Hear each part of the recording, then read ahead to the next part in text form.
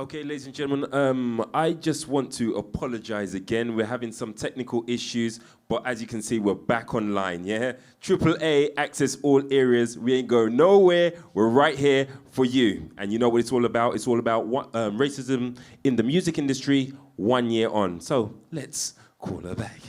All right, so let's welcome in the one and only Gracie May. Come on, come on, come on. With an intro like that, I'm set up for success. Love it. Woo! Energy. All right, we are back again. Welcome to AAA, Access All Areas. We are your AAA pass to the music industry. If you are following us on socials, feel free to get involved in the conversation at AAA seminars and use the hashtag too. We will be having a Q&A after we have a discussion as a panel, so we definitely want to hear from you. Now, when we paused, we were going through a few intros, so I'm just going to quickly say who's on the stage with me. To my right, your left, we've got Francesca, we've got Ben, and we've got Kwame in the building. Virtual claps all around. What up? And then on the Zoom, we have the one and only, let me get to the names. We've got Sharice, we have Kwaku, we have Michelle, and we've got Kienda. Now, when we pause, we had got to Dr. Monique. So over to you, Doctor, to continue your introduction. Okay, thanks for that. I'll start again from the beginning. But yes, I am Dr. Monique Charles, and I am a cultural sociologist, a theorist, and a methodologist. My role is not directly related to the music industry per se, but my area of specialism is music and sound, particularly Black British music. I am on the editorial board for the Global Hip Hop Studies Journal. What else? Yeah, so I see my role more so in terms of producing knowledge or enabling the correct people to produce knowledge so it can end up in university spaces, so that the voice of authority comes from where it should come from, let's just put it that way. I'm also a sound therapist. I have a practice called I Run the Sound System, also known as Hertz, a Jamaican take on Hertz, you know, sound waves. And yeah, so with tuning forks, I like to put people to sleep and help them to relax and chill out and all that good stuff. So I'll just keep it quite short. Thanks. You skimmed past the PhD in grime. Oh, yes, sorry. I talk about it so much now, I think people are fed up of hearing it. Yes, in fact, I actually have it in front of me because I've been making notes. My PhD is called Hallowed Be Thy Grime, and remix on Hallowed Be Thy Name. I was looking at spirituality in grime, as well as, I suppose, spirituality and emotion in the context of live performance, knowledge creation around genre, class, race and gender in the grime scene, and also the role of the internet and digital or technological democratization in enabling the scene to develop and grow, looking at racism in that process as well. So yeah, that's me. Perfect. And then controversial question, who is your favorite grime MC? People ask me that all the time. It sounds really cheesy, but I actually don't have one. I'm not one of these people that tends to have favorites, favorite food, favorite film. The thing that kind of drew me to grime was I wasn't really too happy with politicians getting down on the kids. You know, they're building a scene, they're building something from the ground up, making waves on their own. And I thought, there's something going on here. So that was kind of what kind of drove me to kind of get involved and see what was being said so that it can be in the academy and can be talked about and taught. I love that. Very political answer, but it's okay. We're not trying to start a riot. So thank you so much. No problem. All right. We are joined by a member of the British Empire on the panel. I don't know if you know, but we are going to segue right to Amo. Welcome to the panel. Please introduce yourself. Hi, I'm Amo Tawa. I'm CEO of Punch Records. We're a music company based in Birmingham, and I also am the chairman of the UK Music Diversity Task Force. But more importantly, I'm a fan of two people on this panel, Kwame from D-Influence and Michelle Scuffery from that band. I have to mention that because otherwise we're going to talk. Cheers, Amo. Cheers. You're not a fan of the rest of us. Cheers. And fan first. Amazing. That was a very short intro, but I love it. Short and sweet and to the point. Now we are about to get into a conversation about racism in the UK music industry. This time last year, we had a seminar and we are back to talk about the progress that has been made in the last year, but where we can still grow to. With that said, I have a definition of racism because, it's always good to start with a definition. And fun fact, the word racism was only added to the Oxford Dictionary in 1989. That is about 32 years ago, is my maths correct? And did Ben just say that's not a fun fact? Yeah, quite crazy, given that we have kind of lived with it our whole lifetime, but the fact that it came to public consciousness so recently might inspire some of the conversation we have today. Okay, so the definition that we have in the Oxford English Dictionary is: racism is the theory that distinctive human characteristics and abilities are determined by race. With that said, and given the fact that I mentioned earlier, today is Black Pound Day, patronize a Black business today. And we recently celebrated 1 year, or I shouldn't say celebrated, commemorated 1 year since the Black Lives Matter movement met the public stage with George Floyd passing away. I have a question to those that are on stage right to my right. Can we eradicate racism, especially in the music industry, in our lifetime? Ben Winter, I'm going to you.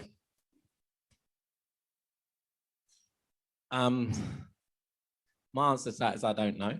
I don't think any of us know. I think when it comes to anything that's unjust, whether it's race, gender, anything, where people are marginalized, you just have to, I've been brought up that you have to stand up for the voiceless and you have to stand up for yourself. So, whether or not we can eradicate in our lifetime, I hope so. That's the point of Power Up. The aim of Power Up was to try and eradicate anti-Black behavior within the music industry. It's a 10-year program. And, we hope that at the end of the 10 years, there won't be any need for Power Up to exist anymore. That's the ambition, that's the dream, that's what we're working towards. So I guess as somebody that's called his company Unstoppable, that has unstoppable tattooed on his body, that, has lives by Huey P. Newton's quote of better to die on my feet than to live on my knees, I'd say, yeah, we can. Yeah, we can if we try and we all come together and we work together to make it happen. But I think the key is that we have to work together. So when you have the esteemed people that you have on this panel that are all taking steps to create change, we all have to talk to each other, we all have to engage each other, and we have to have a unified voice and a unified mission and unified action in order to affect change. Because when we do it individually and we try and I'm doing something here and Kwame's doing something over there and you're doing something over there and none of us speak, that's where things fall down, because we cancel each other out. But if we actually come together like Voltron and we just make it happen, then I think anything's possible in this world. I don't believe the word can't isn't something that I use. So I believe that we can do whatever we set out to do. I love that. And when you speak about initiatives like Power Up, it is really encouraging that we are, creating solutions to try and tackle racism in the UK music industry. I'm going to quickly pass to Michelle, and trigger warning. I want to ask, what was your first encounter of racism in the music industry as an artist? And how did you kind of react to it? And did you stand up for yourself? Gosh, that's I'm trying to think what was the first encounter. I can't pinpoint the first encounter. I don't even know if I was aware of the first encounter. But what I would say is, from a very young age, being in groups that are all Black, the idea of you're not marketable, we don't know how to market you, we don't know how to style you, we don't know how to put you in the marketplace. That was a very, very common theme. And how I was raised by very radical. My father was a very radical man. He was a pioneer. He was somebody that in the church spent a whole year withholding tithes to save enough money to bring over Caribbean ministers into this country for, to minister to Black congregations. So the idea of you can't do something, like Ben said, was very foreign to us. So it was, if you're saying we can't market you, then it's, well, we'll find people that can market us. We'll find, and we worked with the Watchman Agency, we worked with various other people of colour that understood our music, that would work alongside record companies and push us out there. So I would say probably back in very early 90s, yes, we had that experience of, we think you're great, but we don't know how to market you. But we found ways to navigate that. And that's something that's very important. We can't always listen to what we're being told and take that for gospel or truth. We have to also find our ways of navigating that system. Thank you so much. It's so striking that you say that was your experience in the early 90s. I'm not sure if everyone's aware, but Jamelia actually put out a video this week, or she was on a podcast, I should say, where she mentioned that, being on shows on major channels, they didn't know how to do her hair. They were constantly pressuring her to relax or perm her hair. They didn't have makeup artists that could do her skin, and she often had to do her own hair and makeup. And it begs the question that, in 2021, how is this still a factor? Kwame, I'm going to come to you. As the co-chair of the Brits Diversity Committee, trustee at the Movo charity and on the Brits Trust as well, what tangible change are we trying to see, and how do we really go about doing it? We just have to tackle it at every given point. Where we see it, we just have to. Ben's brought out a really good point. Michelle's brought out a really good point. We have to work together. There was definitely a time where people didn't work together, and that time is dead as far as I'm concerned. It doesn't have a place in today's, society. And when I say that, I mean we have to work together. When we see it, we have to call it out. When we have to not just call it out, we have to find ways to tackle it, get under it, get over it, get around it every time. And being in the organizations that I'm in, there are a lot of steps being taken. Some of which I can say, some of which I can't, because, there's confidentiality when you're talking a sort of boardroom level. But the truth of it is yeah, there are lots of steps being taken. And as Michelle said, and it's a really good point, where our mothers and fathers are immigrants. So the whole thing of somebody saying no to you in the first place, for you to even get here, is one thing, right? And then, I mean, my mum was from South Africa in apartheid, being told, no, you can't, nursing is all you can do, and you can't take anything, you can't take any exams that are over that. And she came out of South Africa, came over here and did just that, and then put me through school after my father passed away when I was 7. So yeah, we can't hear no. So we're not going to hear it now. Obviously, 2020 was big, but 2020, there's a lot of people talking about, I hear some people in the music industry say, oh, it'd be great when things get back to normal. I'm not, no. That's why we launched Power Up in 2021, not 2020. I'm like, later, I'm like, this is fine. Let's just keep the foot on the gas. Thank you. That's it.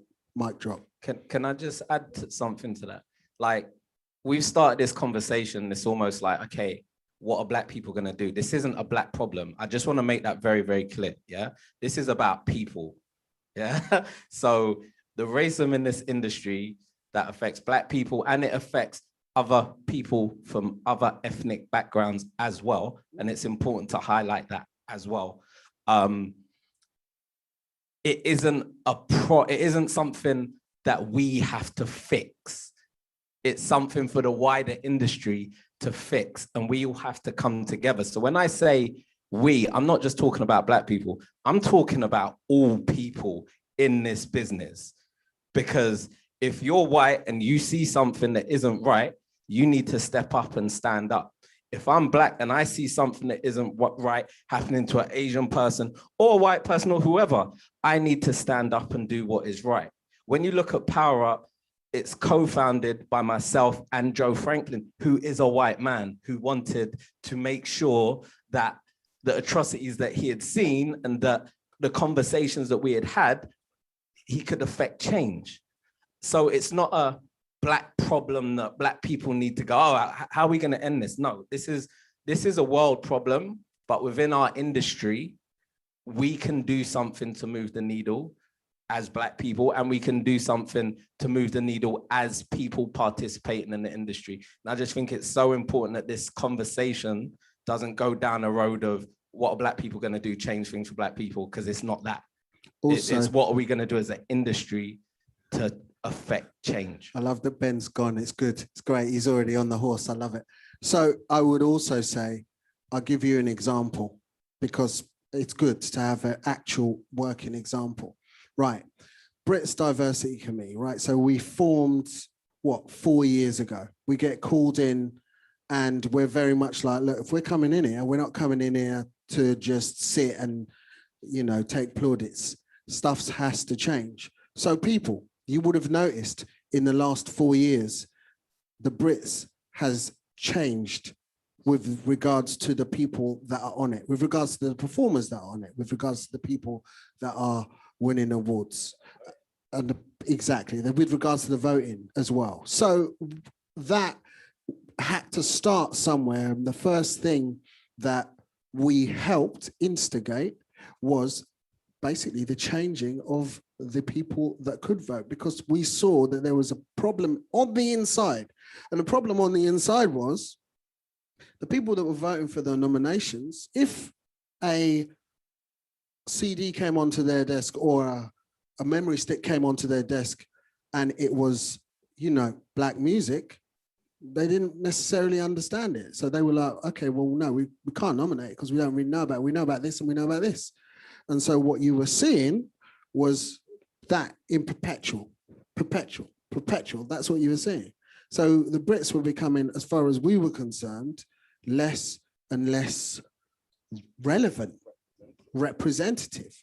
And that had to change. They knew it had to change. We knew it had to change. So we went about changing that by making a small change there.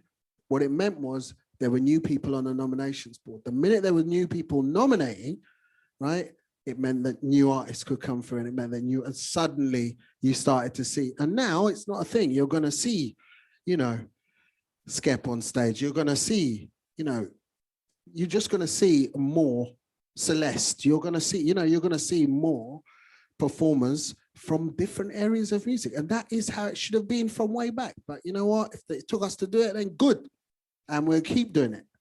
See, I love that. I feel like coming with solutions means that we can actually affect change. We've all been in rooms around a kitchen table at Christmas where we've complained about things. And sometimes on the outside, it can seem like we've got a chip on our shoulder. But I feel like when you're able to make those strategic, intrinsic decisions with diversity, we can see some real change. Now I can see that somebody's just come off mute. It was me. I've came off mute. Basically, if you don't mind, you're right, Kwame. Things did change in regards to, and I'm not privy. I'm looking out and outward as a fan, so I'm not privy. I don't have that board seat like you do. But things changed when people kicked off. When the fans, when people who were actually watching the Brits, Black people actually said, you know what, I can't relate to this. Brits so white. And I think what is key to change is the voices of the people, and it always has been. We can't, in order to get these people, the people who are actually in positions to actually listen, Unfortunately, it took for a death of a man, which we know Black people die all day long in America through to police brutality, but it took for the world to kick off for people to understand. And so And I'll so- just jump in there, sorry, and say, do you feel like the solutions that we've seen have been very reactive instead of proactive? No, I think we've always known what to do. It's only now that they're listening, if you would, in my humble opinion, you know, that for us, the solution is obvious. Put more people in a nominations board so it affects the voting. Was that door open 5 years ago? No. It took for people to kick off, then power up. I want to know, I want to understand. It took for people to kick off for Black Lives in Music to have a foot in and other things. So, I mean, just correct me if I'm wrong. I believe that the voices of the people is so powerful, and that I totally agree. Totally agree. There's no way that I would have been called in. You notice that I said we were called in 4 years. You know what I mean? We were called in 4 years ago. I'm still waiting for my call. Would I have been called in if that hadn't have happened? No. No. But when we got in, it was like, okay. Yeah, we can do things. We can make change. Do things. Absolutely. Yeah. Absolutely. But you're totally right. You're totally right. I feel like the history of Black people in the UK is peppered with a lot of us reacting, having to make a lot of noise, and then seeing change. I want to come to Francesca as one of our psychologists on the panel. It can be a bit tiresome. Like, we don't always want to have to be the spokesperson. We don't always want to have to be the one to speak up. Ben mentioned allyship, having people that don't look like us standing next to us, speaking on our behalf. Give us a few tips, if you can, on how we can speak up for ourselves without it having, you know, a major mental strain. That's a really good question. And I love everything that everyone shared so far, and think everything is completely valid. Can you speak up for yourself without it having mental strain? I don't think so. I don't think that's possible, unfortunately. What I do think is needed is rest. With activism, you know, and advocacy on your part and on the behalf of others, you need to rest and you need to fight when you feel ready to fight. And when I say fight, I don't mean physically fight, but, you know, like, advocate for yourself, you know, use your voice. And it really depends on what the situation. You really do need to read the room. So I do believe you have to take a risk assessment. So are you in a place where something's going to risk your livelihood or your life? No. Sorry. I gotta cut you there, because your livelihood, right and wrong, it doesn't matter about this is. Okay, let me just say something. Let me give you an example. Over the last 20 years, I've been in the business. And I've seen people turn a blind eye. Black people turn a blind eye to things that happen. White people turn a blind eye.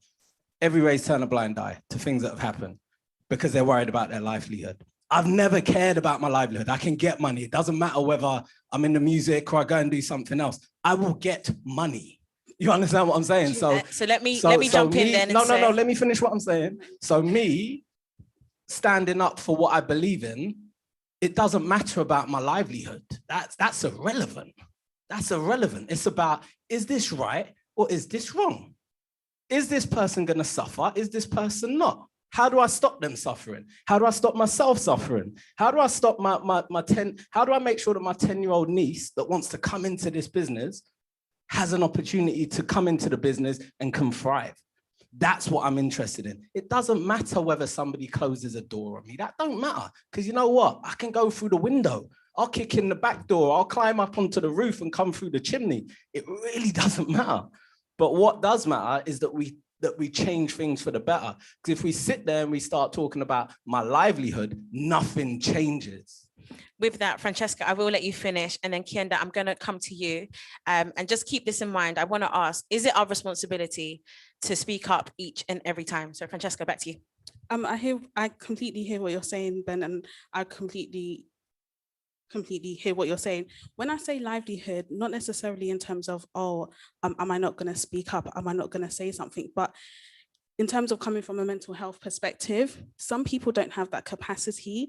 Unfortunately, some people don't always have the tenacity, they don't have the resilience, depending on people's backgrounds, what they've experienced. So I completely hear you, and I am with you 100%. And I understand that, and that's why you have to talk to people. So if you're going through something, you see something that's not right, and you don't have the capacity to stand up and deal, then you speak to someone that does. You say, you know what, Uncle Kwame, this is what I've seen. Uncle Ben, this is what I've seen.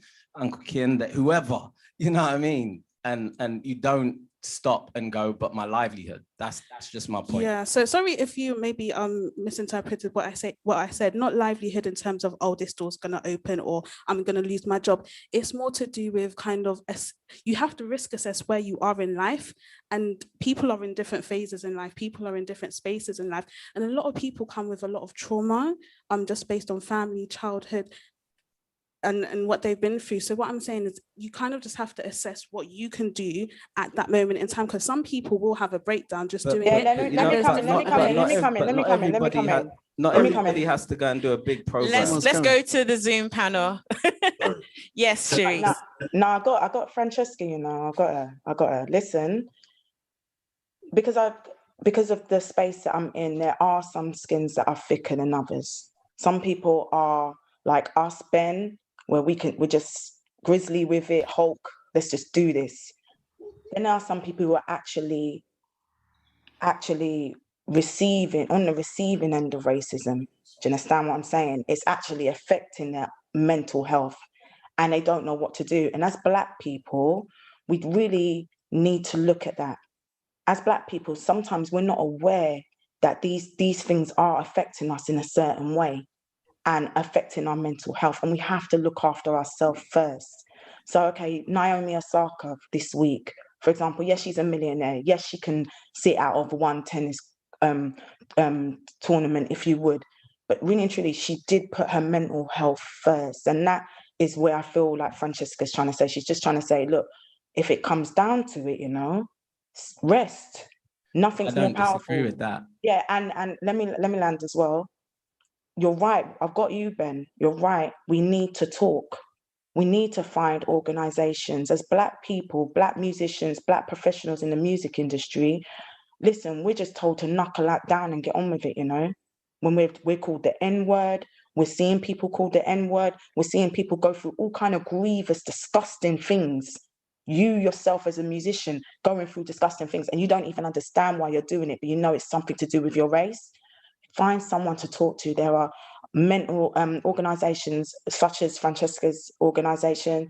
Find someone like Francesca. Find Black Minds Matter organizations such as that help you with mental health. It's important. That's the truth. One thing as Black people, because we've been doing this for 400 years, we're taught just to hold your head down and get on with it. We can't do that all the time. Not everyone's built like us, Ben. And I love that you said that. I feel like I'm going to bring Kiende into the conversation, and let me just quickly set the scene. If we roll back maybe 11 months, we had a conversation, and I believe it was Good Morning Britain, where Dizzy Rascal was asked his thoughts on Black Lives Matter. And he took his stand and said, I'm not here to talk about that. I'm here to promote my music. I'm a rapper. I don't really have a say. Now, he was pushed and prodded by Piers Morgan. He was like, no, but you're a Black man who experiences racism. You have to comment. Now, the public were divided on whether it was his responsibility to talk about racism or whether it was his responsibility to be a musician and speak about his music. Kiende, I'm coming to you. Based on the conversation we've just been having, I want to ask you, is it our responsibility to talk about racism and confront racism each and every time? And that's not a leading question. I need an honest answer. Well, it's an interesting question. I mean, I was going to talk about what motivates change in relation to resistance and what has done for all of our existence on the planet. And the moment that we encountered the Europeans, or the Europeans encountered us, the moment that they invaded our homeland and decided to decide decision over what our destinies were, the motivation for change has always been us.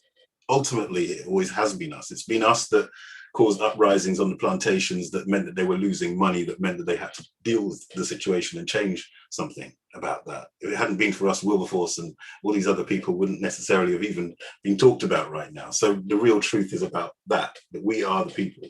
When it comes to a question about whether we should be talking about racism, of course, we're human beings. We should be talking about what affects us. And we should, but more importantly, more than talking about it, we should actually be actively doing something about it. But what I would say is that I think, which I totally agree with, and that is that racism isn't a disease that we are afflicted by. See, what we've seen over the past year is people potentially mismanaging situations where particularly major executives in record labels are saying that every time they're challenged on the question of racism, they put up their black executives, or they're still doing this in order to deal with and confront the issue.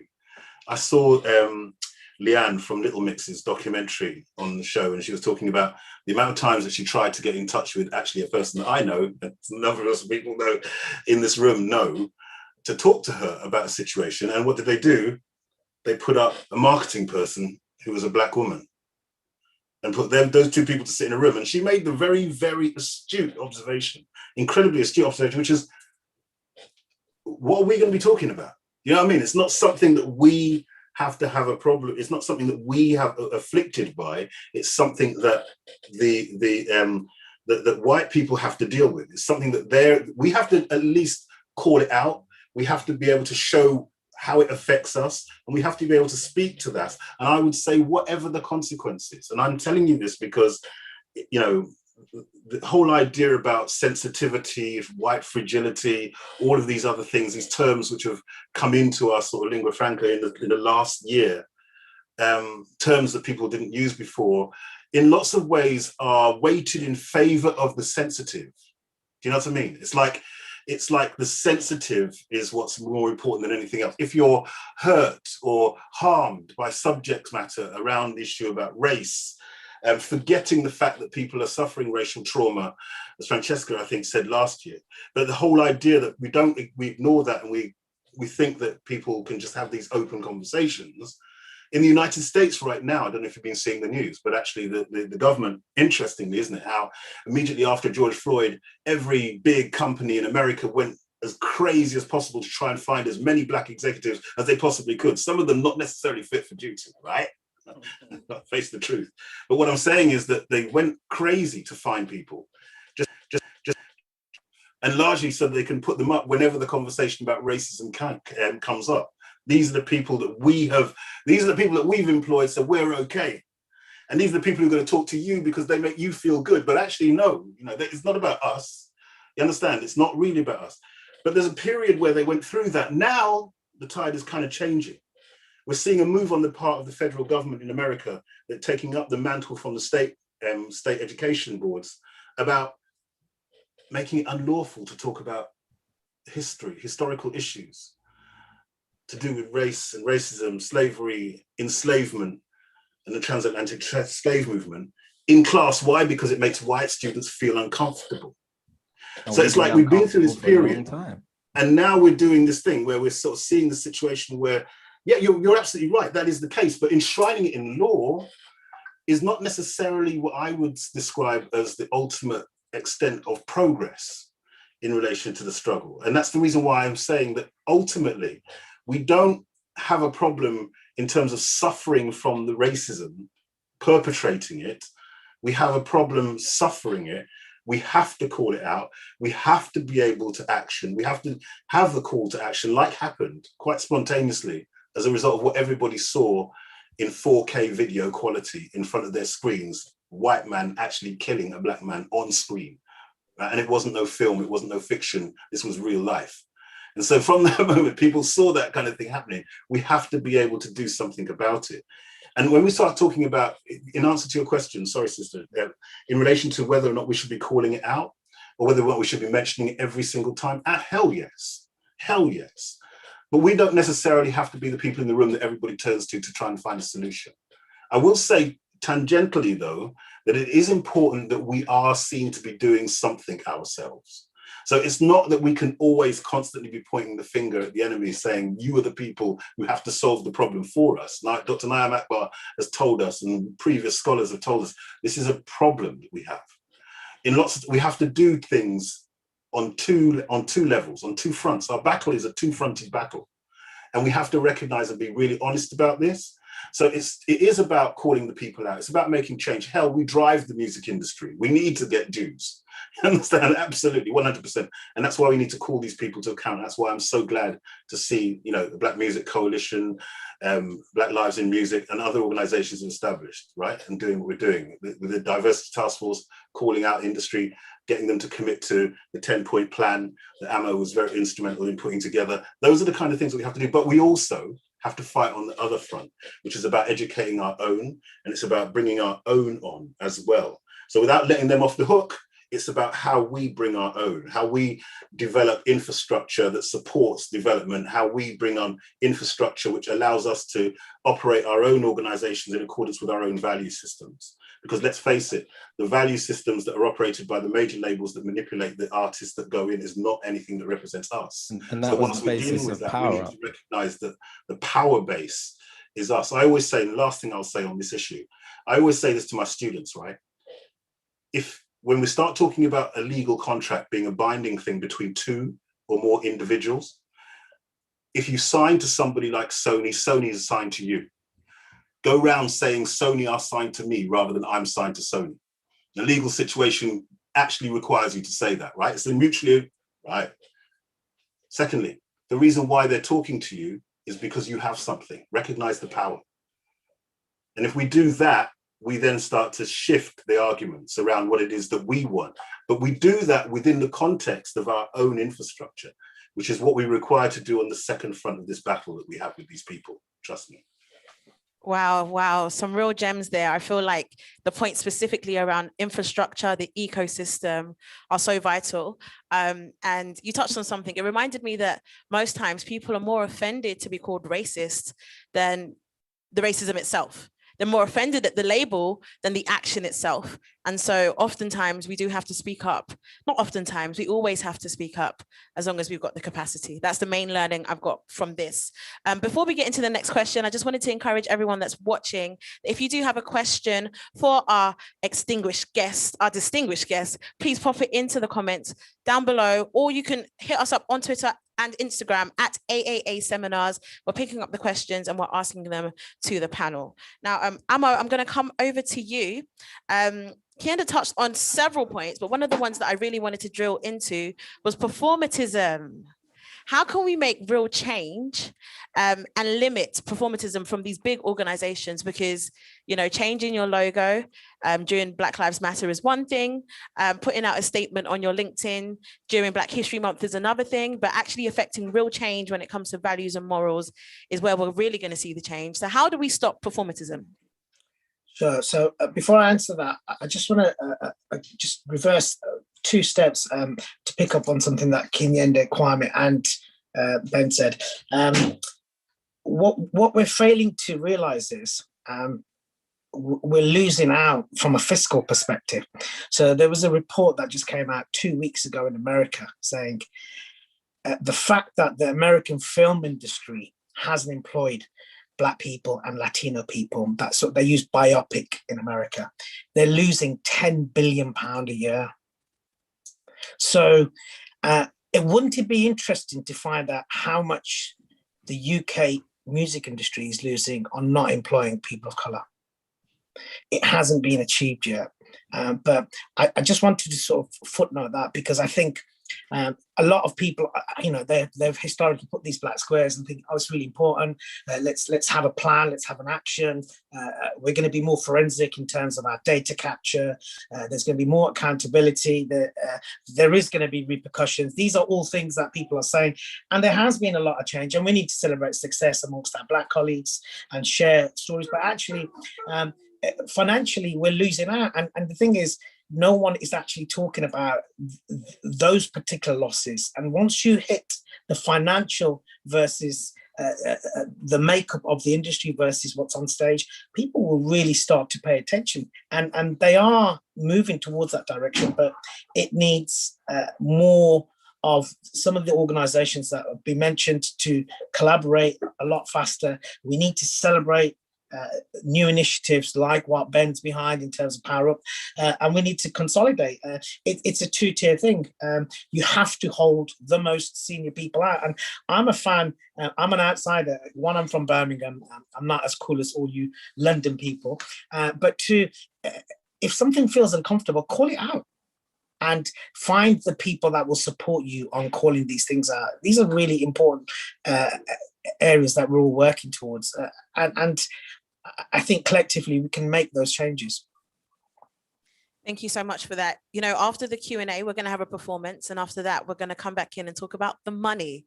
So I'm so happy you segued into that, because we do know that there is a disparity between what Black artists are paid, what Black executives are paid as well. But we will touch on that a little bit later. With that said, we do have our very first question for the Q&A. So Ben, this one is for you. I hope you're ready. The question is about Power Up funding.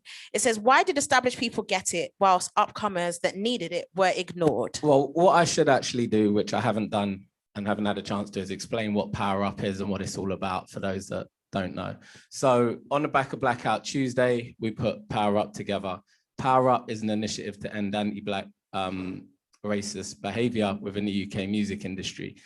We do this in many different ways. So in one hand, we have the participant network, which is about empowering, uplifting, educating creators and behind the scenes executives. There's a real lack of opportunity for behind the scenes executives to break through the glass ceiling. Statistically, it's proven that Black talent doesn't receive the same treatment as their non-Black counterparts. So we wanted to try to level the playing field and create an opportunity for those that have been in the industry for a certain amount of time to break through that glass ceiling or to elevate their career as a creator. So first things first, it wasn't for people that are early stage or just coming into the industry or, you know, are at a lower end of the industry. It was for people, you know, I'd love to apply for Power Up, but I can't, so I'm a co-founder. So it's people that have been in the industry and are trying to get into senior management, into the boardroom. If they're entrepreneurial, take things to the next stage. If they're creators, they've had some success already. They've been out and they've achieved certain things, and to help them go to that next level. The funding, and I've said this so many times, I've said this in articles, I've said this in talks. Whilst we were supporting with funding, so, you know, if you needed to go on a course that might help you to, for example, a C-level course that will help you to become a CEO at a company, or, you know, if you needed additional funding for your marketing budget for a project that you had, that's fine. But what it's really about is about the network and the social equity that you get from the network.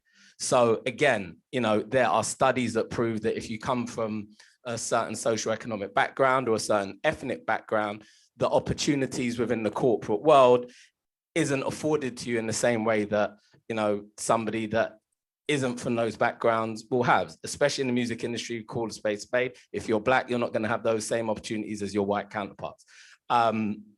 So the idea behind it was to build a network that would allow people to gain social equity. Now that's more valuable than any grant, because that allows you to grow a network, tap into a network and gain from it. So if you know X, Y, and Z, or you have access to, I don't know, a marketing company or whatever, or marketing expertise, and I need that, I can now talk to you.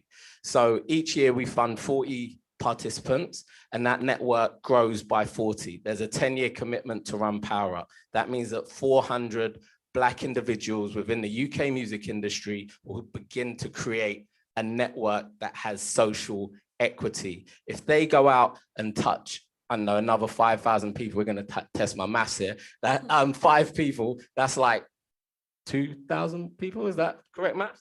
Yeah, so that's 2,000 people that now have a network. And now we have social equity. You now have a social economy, and you can start to grow and develop an industry within the industry, and business can begin to happen within the industry. Now, you don't have to be independent. You don't have to be in a major. You can be in any area of the music industry, from legal to live to majors, to independent, to entrepreneurial. And that's what it was about. So, you know, there were people that applied that were too early stage. And I have to stress, it was super competitive. We could only fund 40 people. We had over 530 people apply. And, you know, even with those people that didn't make it, they were invited to a meeting, which it was up to them to come or not, at which they were given other opportunities to connect with other organizations. They've been given, you know, free access to the AIM platform that has a wealth of information on how to grow your business, which launched on Thursday. So, you know, they can go to the AIM Associate platform, which you're only able to access if you're with a distributor, but every single person that applied to Power Up has been or will be offered the opportunity to access that platform, which again gives them knowledge, because you have everything from how to set up your company, how to, you know, get distribution, et cetera, et cetera. So anything that you need in that space, you now have access to information. So what we're trying to do with Power Up on the participant network side is raise the bar and allow people to level up, to break through glass ceilings, but also to create social equity. And then on the movement side of things, it's about working with organizations like Sharice and Black Lives in Music, the British Music Coalition, and various other organizations that are doing amazing things to actually go out, get the data to support what is happening out there so that we can go out, we can lobby, and we can start to affect change, whether that's at governmental level or whether that's at industry level. We can start to affect change, and we'll be launching a pledge in the autumn where, you know, we'll be asking organizations to sign up to that pledge in order for them to have a firm commitment. And our thing is not to kind of finger point and say, you put up a black square and you're not doing X, Y, Z. It's for us to say, okay, we see that you want to make a commitment. You might not necessarily know how. Let us work with you to help you to achieve your goals. Because one thing, you know, I'm not going to sit up here and do is point fingers at the industry. There's a lot of people in this industry that want to make change. There's a lot of people in this industry that are running companies that actually want to change how they're doing things, but don't know how. And if we have solutions on how, then we need to work with them to achieve their goals and to help create change. It's not about us going, oh, you post a black square and you said X, Y, Z and you haven't done it. Nah, it's not that. It's let's work with you. Let's change the world together, man. Let's change the industry together and let's work towards a better future. Amazing stuff. And I think the key thing there was your network is your net worth, or your net worth is your network. It's a saying that we say often. And yeah, Power Up is doing amazing things. And we've got Kwaku on the virtual panel. I'd like to bring him in. We have a question here, and I might set the context of Ivorian Doll. I'll just sprinkle that in there in case you want to use that as an example. The question is, we hear from rappers speaking on how white executives own black music / black artists, making it seem that racism is indirect. What are your thoughts on changing the practices in the music industry to protect black people? Kwaku? So, okay, hello, and first of all, apologies. I'm in a different country with different issues, so that's why I got in here late. Well, that's thank you very much. That's a big question, so I mean, I will do my best. You use the word own, so that to me is an issue. What does that own mean? What does that own mean? Great question. This one has come from our online viewers. So if the person that posted the question could clarify, that would be great. In your own opinion. Okay. Sorry, more technical difficulties. My question was, in your own opinion, do you believe that there is an imbalance in white ownership of black music? Okay, right. I'm not going to say imbalance, but I'll tell you something. I'm into all sorts of black music. So reggae, for example, and on the one of the networks I'm on, they're saying, yeah, we've got own black music, or the reggae. And I say, you know something? If you look at the history, reggae has not really been owned by Africans. In Jamaica, yes. But the companies and the people that are interfacing with in the UK were Europeans. Even Trojan was started by a Jamaican European, an Asian European, Lee Gopto, Chris Blackwell. So in terms of the mainstream reggae, which I think is the bulk of reggae, it's never been owned by Africans. So we have to understand the historical context to our cultural production. That's happened. Even when you flip it to America, people say hip hop. We see the faces, Ice Cube and all these people. But who own the labels in this world? And some of their managers are often not Africans, or their lawyers are not Africans. So there's always been this issue. I think horses for courses. I know some very progressive African artists who say, I want to build a network. So they're looking for a competent, not just an African lawyer, by where I use Africans or black, not just an African lawyer, but one that is competent. So there are a few artists who want to make a stand politically by making sure they're building networks of Africans, whether managers or lawyers. So it's for the artists actually to make up their reality. And if I can just quickly chip in there, and this will be our last question before we go to the performance. The clarity there was ownership of masters and contracts and finances and things like that. So thank you so much for that response. Did you want to add anything now that we've got that clarification? Yes, again, horses for courses. I was on one of these Zooms 2 days ago, and someone was saying publishing, people owning your stuff. And this African sister, in fact, I can name her. What's my sister who does girls? Carla. Said, you know something? She is glad she got signed to a publisher because she got enough money to build her own organization and to buy a house. About 10 or 15 years ago, I see Candace in the room. I which is Association of African American Music. They used to come to Britain each year. Jam and Lewis were in one of the summer, and they were saying, oh yeah, we have to own our things. We have to own our things. You know what they said? They said that you've got to make a decision if you want to have 100% of something and nothing, or give something and get something in return. In their case, they were happy to have a publishing deal in which they got some money. So a lot of artists are owning their masters, and it's very easy to do so.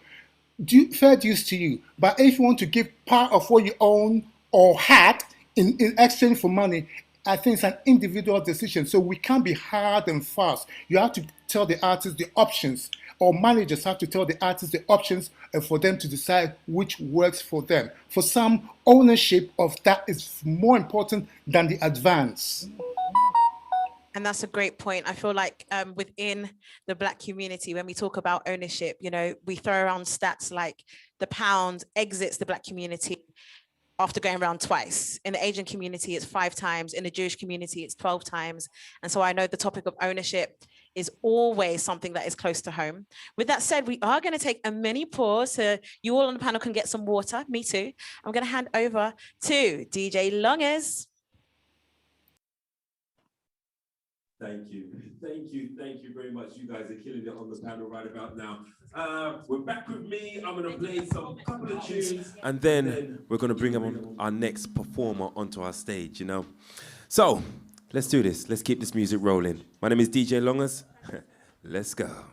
Gracie, could you hear? DJ Longers, your resident host and DJ of Access All Areas.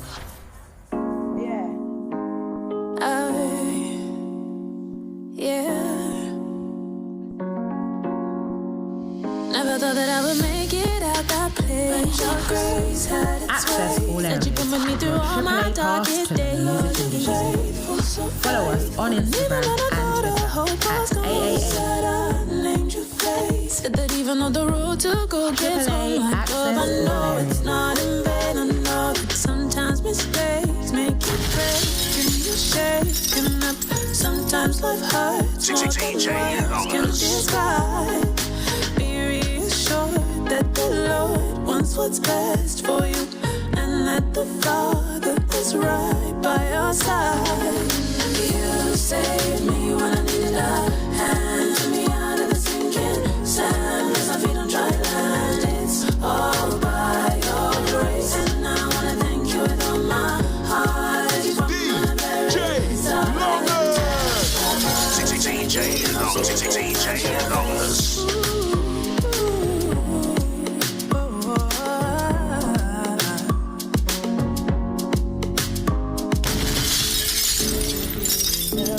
Black,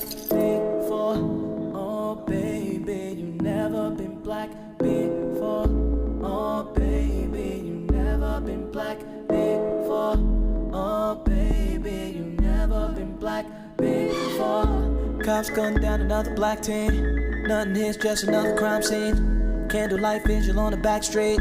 Outcries wake up a community. Pardon me, pardon me, pardon me. It's the president, if only you could pardon me. Less news press, more apologies. Bloodshed like we struck an artery. I can't lie. We're almost ready to go. We're almost ready to bring our next act onto the stage. Once again, this is AAA Access All Areas. The one-stop shop to the music industry right here. Youth won't stay clean. Can't lean on our brother cause he don't lean. Just a baby having baby, she was 14. Mom's welfare line, pops don't fiend. Freeze. We're ready, we're ready, we're ready. Now, I want to big up the lady called Cheryl for this artist that's coming onto the stage right now. And we're going to welcome her on. Access All Areas New Artist Showcase. We are the home of new UK music.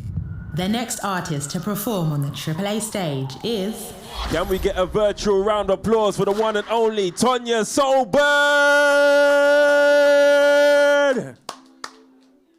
Thank you for that wonderful introduction.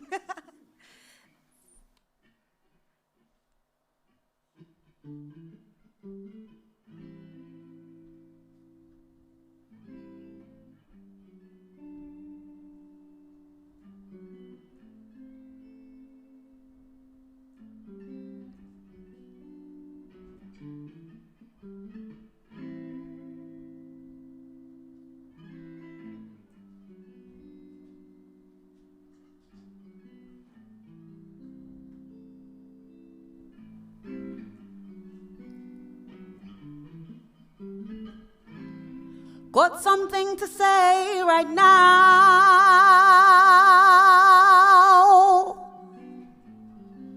It's just how I feel. Got something to say right now.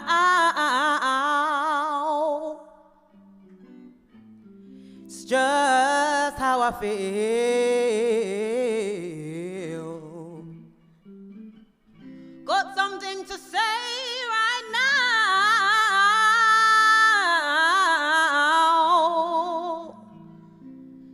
It's just how I feel. Got something to say right now. It's just how I feel. Oh yeah, I feel it all, every damn thing. I see it all, every real thing. And I have found that the only true thing is love. The real exchange is love, so don't bother me with your isms. Don't holler asking me what I'm on. Don't ask me what the motive is if it ain't about love. Character over charisma. Direction over speed. Influence over fame and soul before flesh.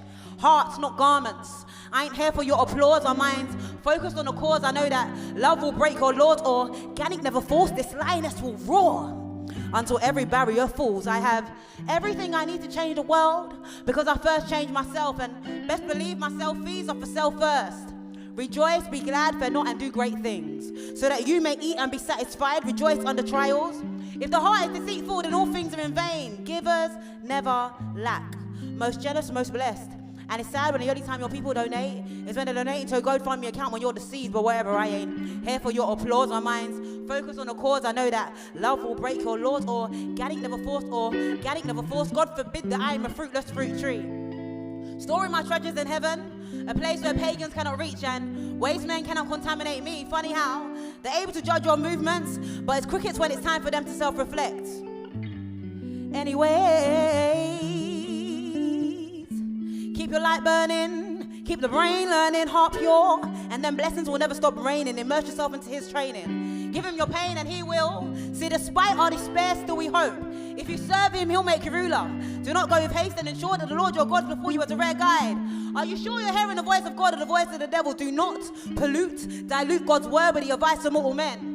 Run your race and be diligent towards the end. Drink more water, chant your psalms, sing his praises. Keep your heart pure and your doings right. May your ears hear and your eyes see. Endure so that you can obtain the promise. First comes humility, then comes the glory journey on. See, many mistakes that I've made, but I'll never trade who I was for who I am. See, God's got a plan with without a man, still a queen, what you mean? And I heard old friends chatting my name, trying to bring me down.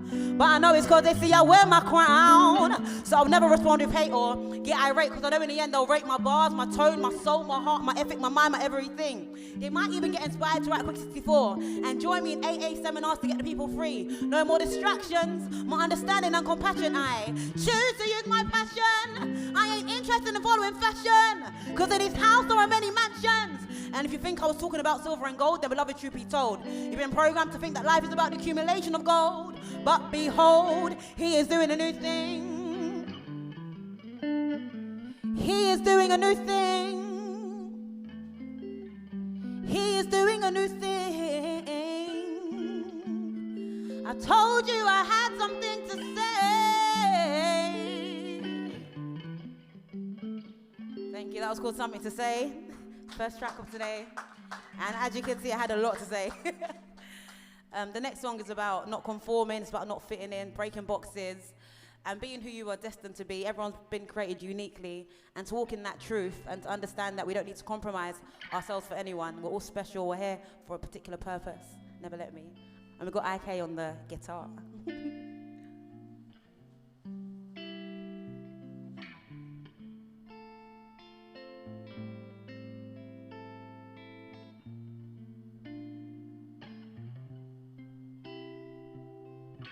Pressure, it's all around me.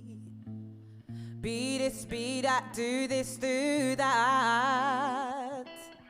Suffocating me, weighing me down. I can't breathe, I can't breathe. Even if I wanted to conform, my soul would never let me. Even if I wanted to fit in, my heart would never let me. Even if I wanted to conform, my soul would never let me. Even if I wanted to fit in, my heart would never let me.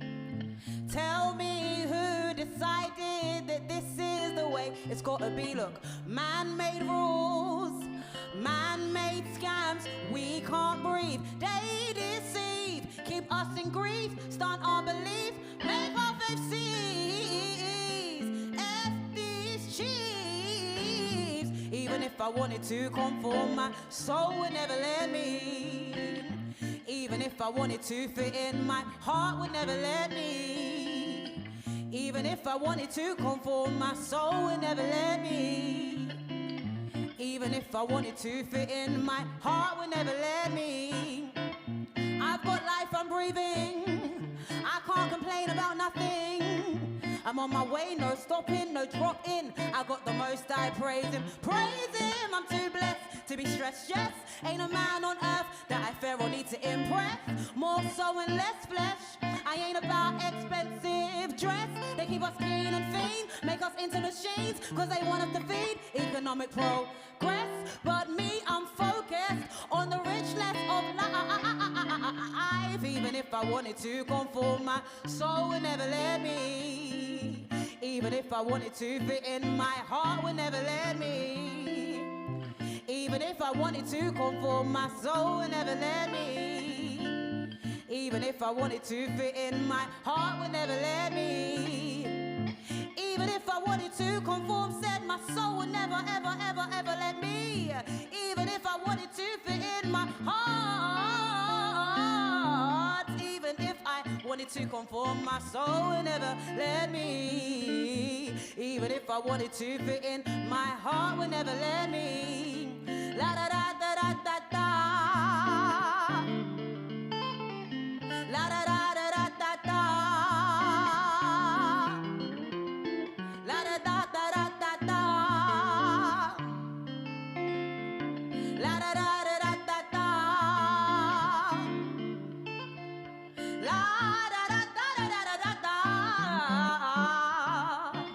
La da da da da da da da. La da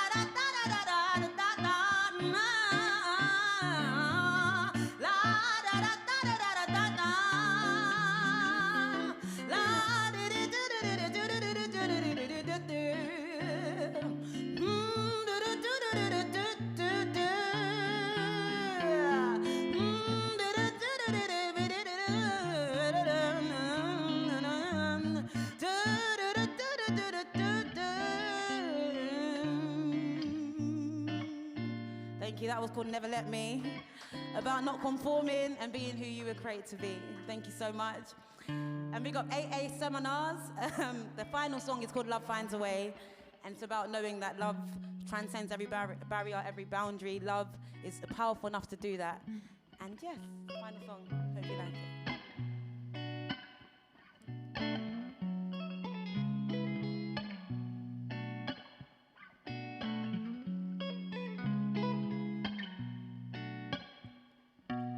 Sisters,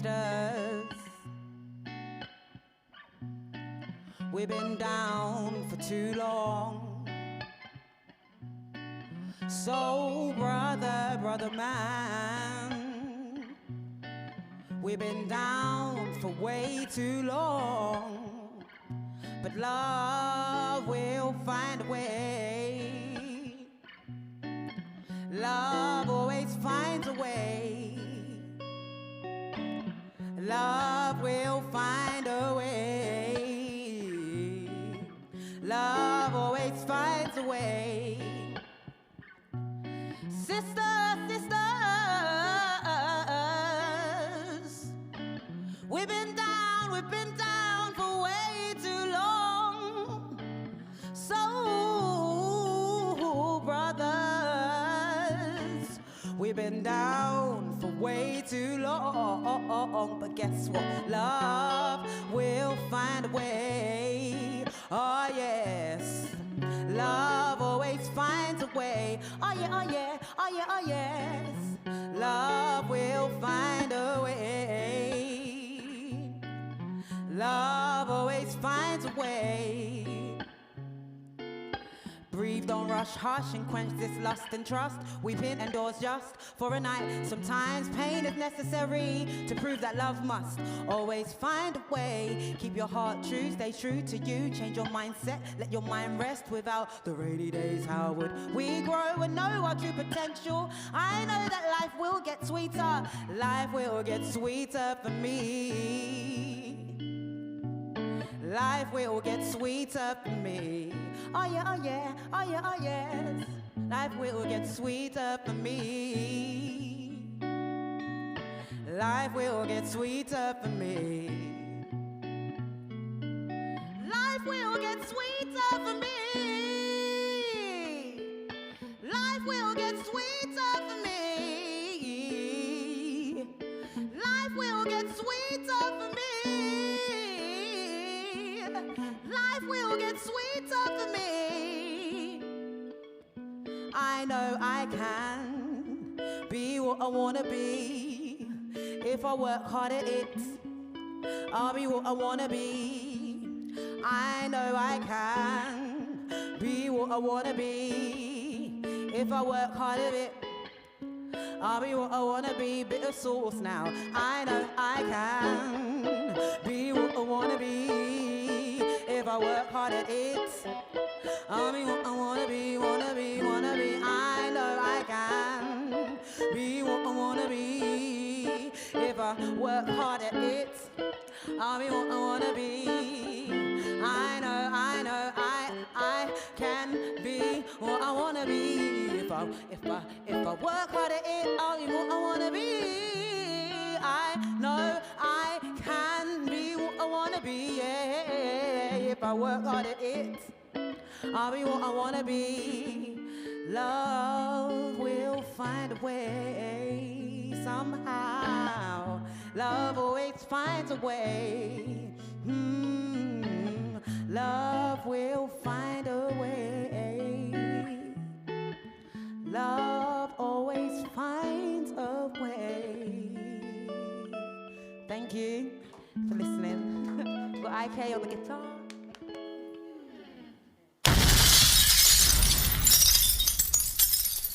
Sorry, I know that was loud. But you know what? You guys came on and just smashed the place. Tonya Soulbird, ladies and gentlemen, and IK?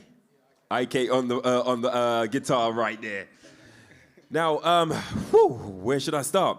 Like, I heard when you put in the little AA seminars in there, so big shouts going out to you for that one alone. You know what I mean? That's some freestyle business going on there, you know what I mean? Now, let's just say, for example, I wanted to have a voice like yours. What do I need? Like strepsils, lockets, or maybe some Vicks? What do I need? God. Oh, Yes, okay, yes, okay, everything all comes right. from God. Any psalms I can look into, kind of like fast track me? You can say a quick prayer. Oh, God, say a quick thing. All right. So you look like you're seasoned. Like you've been doing this like for 20 years and stuff like that. Like I'm not talking about look as in like you look like you're that old, but you look like you've been doing this for a long time. We've been performing for about 2 years, 3 years together. About 2018. Okay, so you always perform as a duo most of the times, yeah? Yeah, Or when we do live always? sets, yeah. I prefer live than PA. Yeah. Yeah, so anytime Okay, we no, live. it works. It works 1,000%. And you guys went out there and killed it. Thank you. So as an artist with yourself, Yeah. how long have you been performing? So I've been performing since about 2017. Okay, Yeah, so I only a started few writing years. in 2016, started performing in 2017. So that means you've got like a natural ability to the stage and performing live. I think growing and going through different shows, Yes. I've definitely have found my own identity now. And how long have you been doing guitar work? Maybe since 2012, so 9 years now, kind of a Okay. long time, yeah. And have you guys always performed together live or? Yes, we have a mutual friend, Uh-huh. and Ike actually performed with him. And yeah, he introduced me to Ike, and I was I like, actually wow. saw it at Newham Nights. Oh, There's yeah, a yeah. show at Newham Nights and Newham Theatre, I think. Newham Nights, is that like Open mic kind of. Okay. Open mic, Yeah. that kind of thing. Yeah. And I must have just finished church and I was with my friend with my guitar and I was like, okay, that's quite good. Yeah. So one of those. Because you guys like mold very well together in doing your thing. He's really amazing, honestly. Definitely. Yeah. That's what I mean. You both work together amazing. Thank you. So, what can we be looking out for you? I drop things when I'm led. So I don't really have a structure. It's just Okay. whenever something drops in my spirit, then I just drop it. So last week I dropped a Thrive freestyle. I literally wrote the words and I thought, you know Hold what? on. Fried freestyle. No, Thrive. Thrive. Yeah. Okay, all right. It's the I was like, company. what? Like cooking? Like food? No, it's the company. Yeah, they sound like that fried freestyle, a food freestyle. Yeah. Yeah, so I just dropped that on Sunday. Okay. I just passed and I just drop it as it comes. So I never have like a pressure or like force myself. It just naturally flows. Yeah. So you don't really know how often you're going to be releasing stuff, just when it kind of drops. Yeah. When you get that inspiration, you But just drop something I new. did drop an album last year. Okay. In February, which is the songs I performed today are from that. Okay. So yeah. And how many tracks was on the album? 9 tracks. Okay, so and where can they find the album? Spotify, Apple Music. Yep. Deezer, and all of those. Okay, so now's the time to plug yourself. Right? Where can people find out about you and what's coming next, etc., etc.? I'll say social media platforms, Facebook, Instagram, YouTube, Tonya Soulbird, which is TONIASOULBIRD. On all platforms. I think you'll have to do that one again because some people are like, what? So it's TONIASOULBIRD. So it's Tonya Soulbird. Yes. Okay. Now, everybody's probably going to be watching this thing to themselves like, you know what? No, I need a guitarist, because like I got my tune and I need this little riff to get played. Like, maybe. What about you, Rev? What about you? Social media is IK_AB. As in, hold on. As in, letter K? Yeah, India Kilo _ Alpha Bravo. Okay. Nice and simple. Yeah. Ladies and gentlemen, can we have a virtual round of applause for Tonya Soulbird and IK? Thank you. Okay, so we're back. Let me just get rid of these microphones out of my hand. We're back. We're going to go back to the panelists and welcome back our hostess, our moderator, Gracie May! Woo! Welcome back, everyone. This is AAA, Access All Areas, your AAA pass to the music industry. If you are watching us, please follow us online on the social platforms at AAA Seminars. And if you have a question that pops into your mind at any time during this panel, please, we want to hear from you. Put your question in the comment or hit us up on Twitter and Instagram, and we will be talking to our distinguished guests with your questions. With that said, let me reintroduce who I've got on stage. So to my right, I've got Francesca, Ben Winter, and Kwame Quarten. Oh no, DJ Longers, there's no sound effects. It's okay, I'll do my own. Do, do, do, do. And then on the Zoom, we have Cherise Beaumont, Kwaku, Michelle Escofree, Kienda Hodgie, Dr. Monique Charles, and Amo Tawa. Round of applause, please, for our distinguished guests. And for those on stage, yes, support me. Thank you so much. All right, welcome back. So far, we have had some really honest conversation about racism in the UK music industry. On top of that, we have gone through a couple of solutions that I feel like will really make a change, including widening your network and improving your net worth, including plugging into some of the amazing programs that our distinguished panelists are a part of, and of course, the beauty in diversity, seeing it at a top level and letting it trickle all the way down so that we can affect some real change. With that said, today is Black Pound Day, a quick reminder, support a Black business today. That could be anybody on the stage, myself included. Are we doing cash apps? Is it too soon? Okay, I'll tell you my cash app after. Thank you very much. And with that said, I feel like it's time for us to talk a little bit about the Black Music Coalition. Kwame, I'm looking at you, sir. Now, hello, hi. You guys are doing such amazing work. Let me get a little intro. So the Black Music Coalition is dedicated to eradicating racial injustice and establishing equality for Black execs, artists, and their communities within the music industry. Is it relevant? Is there a need for it? Or are we just doing too much? No, it's totally relevant. It's totally relevant. Just because I guess it's a new organization, people kind of always look at something like that and go, well, okay, what's the point of another new organization? But the truth of it is, yes, it is needed. And I think actually the fact that there were 5 sort of main points, don't ask me to recite them, but 5 main points that were put out there for the industry to actually look at was really, really significant. Also, I think the Zoom calls that happened at the time were tremendously exciting. And it's, in a way, it knows it's got a way to go. But you need, you know what, you need the core members here is what you need. So you need the 4 women in charge to be sat here, really, for them to give you the full lowdown. But yeah, it's been amazing to be a part of, definitely, or to have even been asked to have been in the Zoom room. Yeah.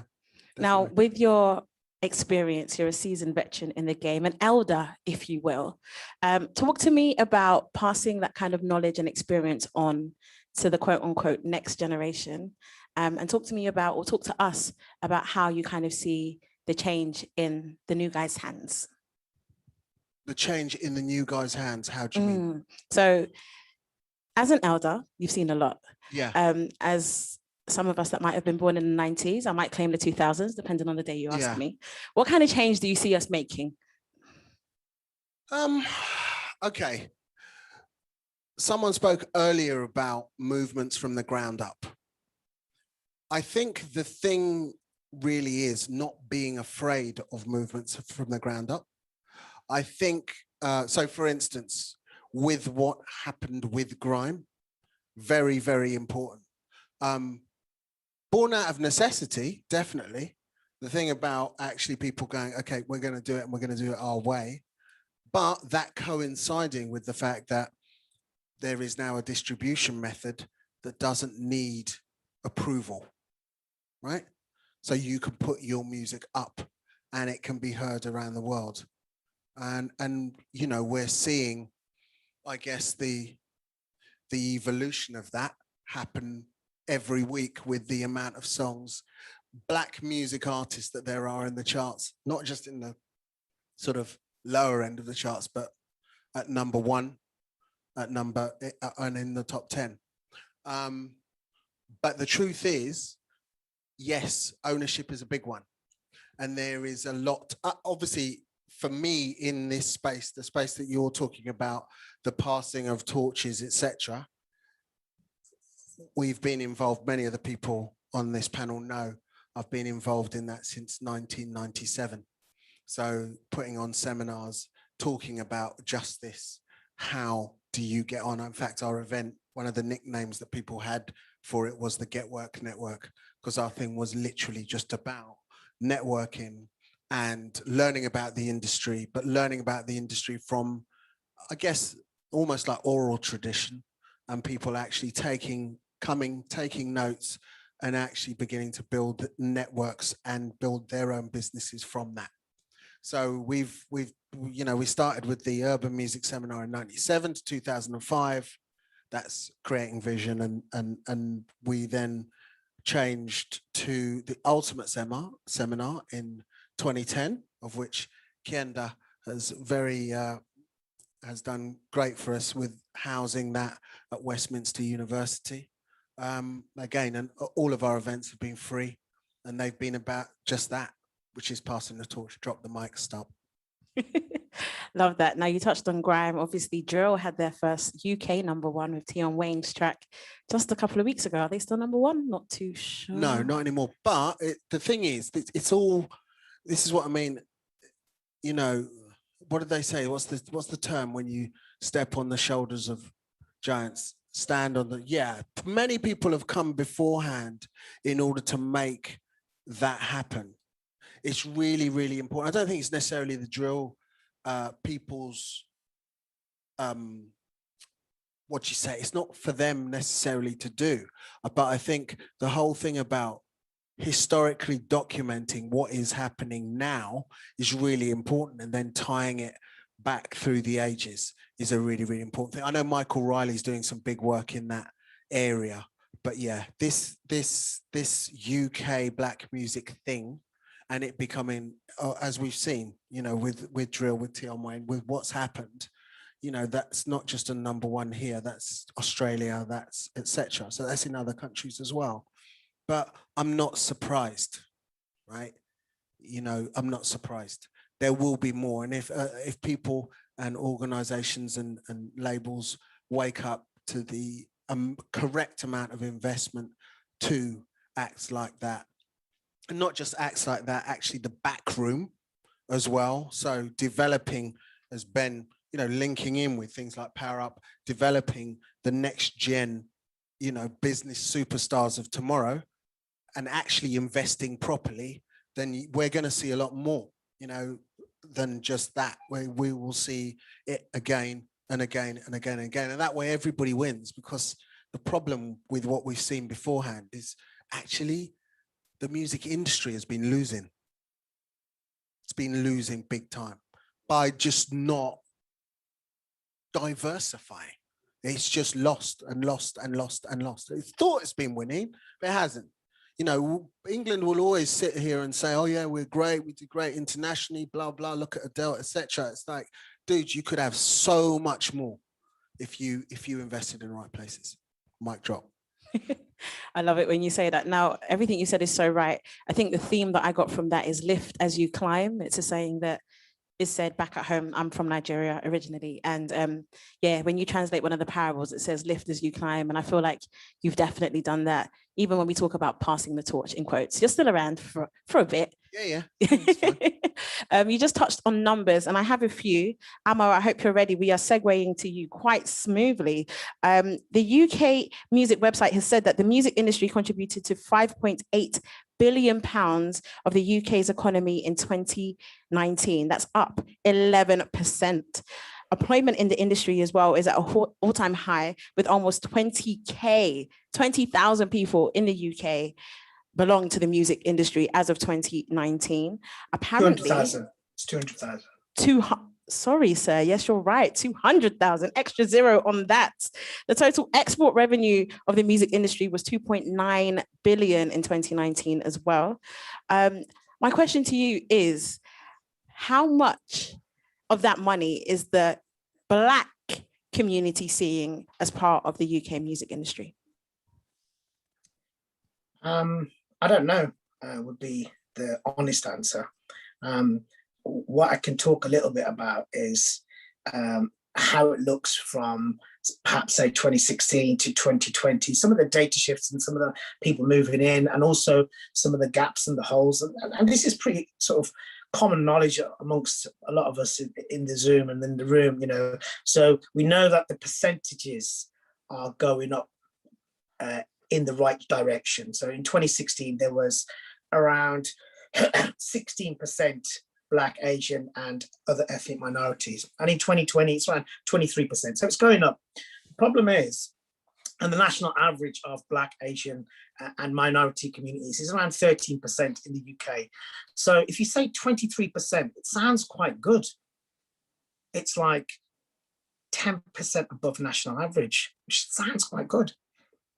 We ain't doing too bad, are we? But actually, if you go to where most of the data is collected and where most of the industry is based, London, pockets in Birmingham and Manchester, those cities are nearly 40% plus minority communities. So actually, the data, you can read it in however you want. It's not as good as what it looks from a UK perspective. And actually, if you look at entry level versus senior level, well, you know, you've seen the slides. It starts off really good, and then it gets harder and harder and harder. And we know that there's issues in the middle. And you can dig deep and get really granular and forensic on the data. But most of us know through lived experience, it's women tend not to get into those higher positions. Why? Because perhaps policies in labels or trade bodies are not good enough to support women when people are having children. That's these are really honest, unfortunate, hard discussions we have to have. If you take an intersectional perspective, so if you take women get paid in the music industry less, that's a fact. If you are from an ethnic minority, you get paid less. So someone like Michelle who or Sharice would work, if you take an intersectional perspective, it's a double whammy for Black women. And this is not something that I've made up. Michelle and Sharice, they could have told you that 15, 20 years ago. But now I think what we're all saying, we're saying we need to be better with our data, and then we need to hold people accountable with repercussions. So the stuff that Blim are doing is really, really important, because people always talk about, well, where's your evidence base? Well, as we have great evidence base and lived experience, we know how hard it is. We know the racism exists, but now actually what we're beginning to do is triangulate that information, data versus lived experience versus roundtables. And now we're saying, who can argue with us now? What are you going to do? Intersectionality is a key word there. And obviously as a Black female, I feel like it's a conversation, like you've said, that we've all been having, experiencing sexism and racism. Talk less of those that are part of the LGBTQ community, given that we are in the middle of Pride Month. With all the stats that you've given us, then, talk to us about the UK Music Diversity Survey. What would you say is the highlight that has come out of that? And what would you say would be the most surprising thing that has come out of this year's survey, or the latest survey? So the survey and the report, the survey is good, but there's no point in having a survey unless you have actions. So the good thing that came out of the survey was the 10-point plan. The problem is there's no point in having a plan unless you're going to root and branch and audit your plan. So what we've done is we've done some real behind this. We've been working sort of tirelessly for the last 9 months, just making sure that we've got the right systems in place, because a lot of the conversations we're having is about systems change and solutions. So when Kwame mentions the Brits changing system, sometimes it's really simple stuff. Just change your voting academy and watch the systems change and exponentially become better and more relevant, because what we're not forgetting is we've got to be careful we don't become irrelevant. And you set up pockets, so the independent sector, BBK, Merky, all those guys, they're just doing their own thing through a machine, but they're doing their own thing. So the connectivity needs to be better. I've forgotten the question, but. Key things from the survey, but you've let us know that the report is best, and there's a 10-point plan. It's a 10-point plan. Yeah. Can you elaborate on any points from that plan for anyone that's not familiar? Yeah, I mean, this 10 points is kind of like what we're saying in this conversation. Look, we need to get better. We need to have metrics. We need accountability. Let's get rid of those acronyms. One of the harder things that came out were the disparity between gender pay gap and ethnic pay gap. They were really hard things for us to really go, oh my God. And now we have evidence. And so nobody can, hopefully women and ethnic minorities and Black women can say, look, this is what's going on. This is not acceptable in 2021. And the evidence is there. So that was a little bit daunting for us, but we kind of knew it anyway. Yeah, we definitely knew. We knew. I know you've mentioned ethnic minorities. Ben earlier referenced ethnic backgrounds. I'm also trying to change my language to see if it makes a difference into the way we're related to and the way we relate with each other. So just a key tip for everyone on the call. Can we try ethnic backgrounds instead of minorities? All right, with that said, I know you called on Sharice. Majority, that's all. Global majority, come on, say it with your chest. I love that. Yes. Sharice, while we have you then, let's talk about the survey that you are involved in, the Black Lives in Music survey. Now, the descriptor here is a groundbreaking exercise that's key to understanding the issues of diversity in our industry. Let us know all about the survey and give us a bit more insight into what you're hoping will happen as a result of this. Yeah, I mean, the survey came about as I was trying to do a business plan for an organisation in regards to diversity, and I just couldn't find any data on Black musicians at all. Just nothing. There wasn't anything there.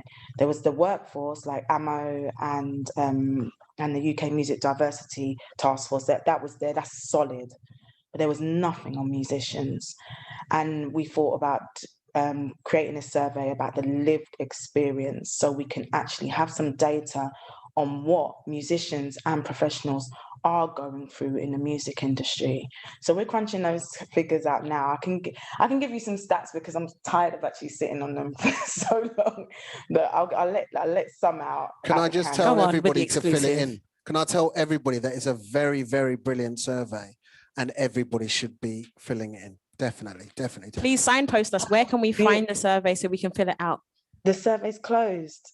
Oh, but it's an annual survey, and that's the point. Like Amo said, it's about holding organisations to account. It's about metrics and measurement and evaluation and progress. So we want to see some things changed.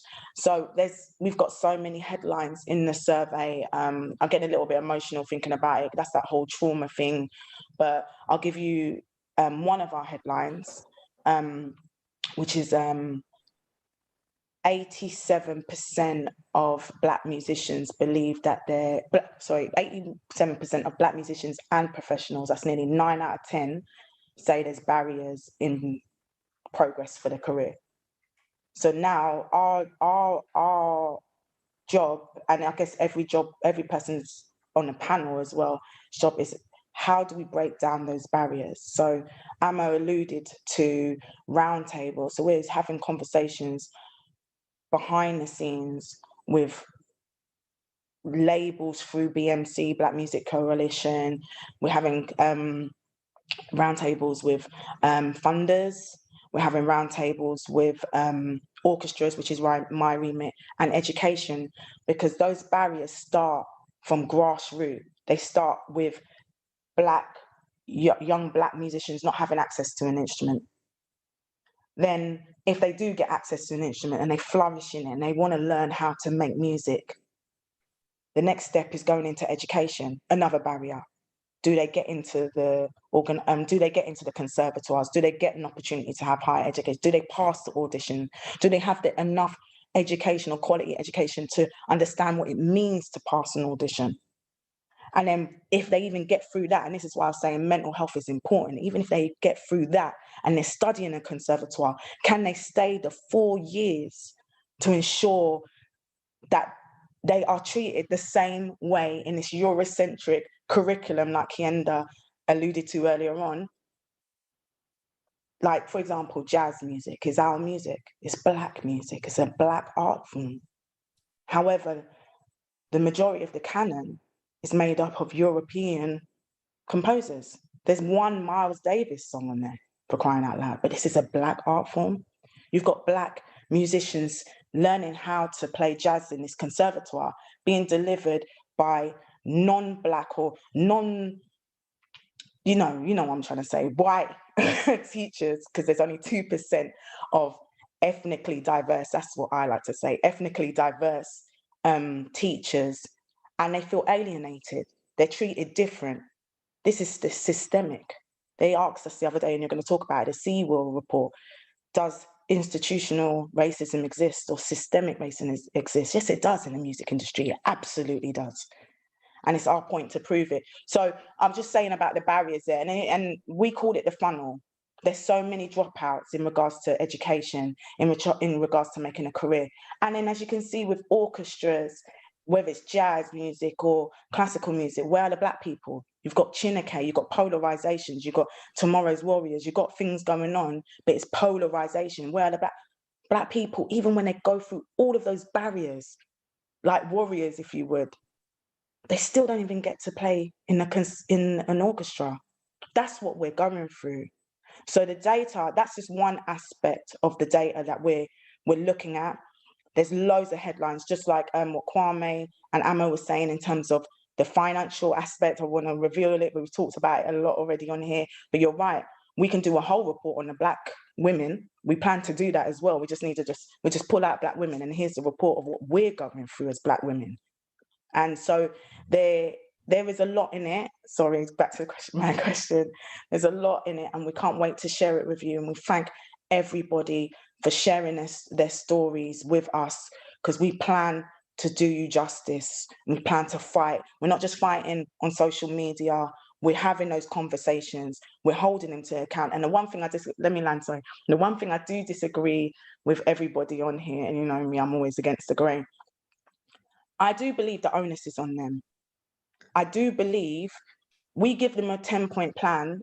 We give them an EDI strategy. We give them our recommendations from the report, and all they want to do is tick box and say, yeah, okay, I've done that. Yeah, can we do that in our EDI? The change has to be done through education. They need to understand and make change systemically within their organizations, in my personal opinion. I'm finished now. Sorry, Grace, go ahead. No, I mean, please don't apologize. You're doing amazing work. We're having a mini round of applause here on the stage. Yeah. I think you're right. It's so difficult being the oppressed and having the responsibility to do the education. Sometimes it doesn't have to rest on our shoulders, even though the ones, like, it's not bad enough that we're experiencing it. We now have to relive the trauma to teach you how to be better. Yeah, something definitely has to change. Talking about trauma though, this is Francesca's bag. Please talk to us about key ways, and I know we touched on this earlier, about what we experience as Black people, but key stat, 1 in 4 people in the country experience mental health illness, correct? And okay, vulnerable moment for me. I've got mental health issues on both sides of my family. So there's history of schizophrenia, depression, and all kinds of things. And when you compress that with sexism, when you compress that with racism, when you compress that with the boundaries that Sharice just spoke about, when you compress that with just every day, we've been in a pandemic, we're still in a pandemic, a panoramic, a pan of chocolat. How do we take care of our mental health in crazy times? Please speak to us. That's such a loaded question, and thank you for being so vulnerable and transparent and sharing that. And I think conversations like this is so helpful because it normalizes the conversation.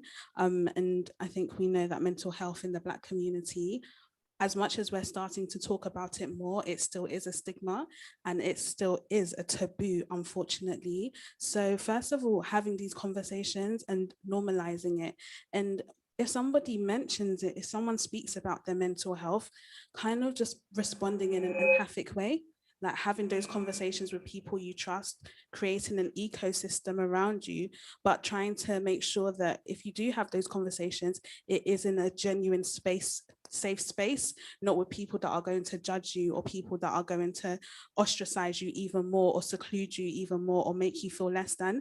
Because what I always say is we all have mental health, just like we have physical health. The only thing is there's a spectrum. So sometimes, depending on what we're going through, we have poor mental health. Sometimes we have good mental health, and that is fine. We all have it. It's, you know, it's not, if you have mental health difficulties, that doesn't necessarily mean you have a diagnosed mental health illness. So that would definitely be my first thing. But also, really talking to somebody, you know, there are services available within the NHS, you can get counseling, you can get therapy. There is a conversation about, you know, whether it's helpful to have that conversation with someone that looks like you, because a lot of trauma that Black people do experience is from racism, and that is a form of abuse. One thing that we use in psychology, we use the DSM, a diagnostic statistical manual, and we actually use that to look at symptoms of different diagnoses. And unfortunately, racial trauma isn't actually acknowledged. However, we experience the same symptoms that somebody with post-traumatic stress disorder would experience. So nightmares, flashbacks, depression, anxiety. Sometimes it can be as bad as having suicidal thoughts. But this is the reality. You know, people are experiencing this on a day-to-day basis, and it can grate on somebody. And depending on, you know, somebody's historical mental health, sometimes it can even, you know, be psychological or biological, you know, generation to generation. Intergenerational trauma, you know, is a complete other thing as well. We're dealing with trauma that has been passed down from generations to generations. So it is a lot that we're carrying. So in terms of tips, definitely speak to someone, create a safe space for you. If you can get referred for therapy, definitely do that. If you feel you need to speak to someone that looks like you, please don't be afraid to kind of ask for it.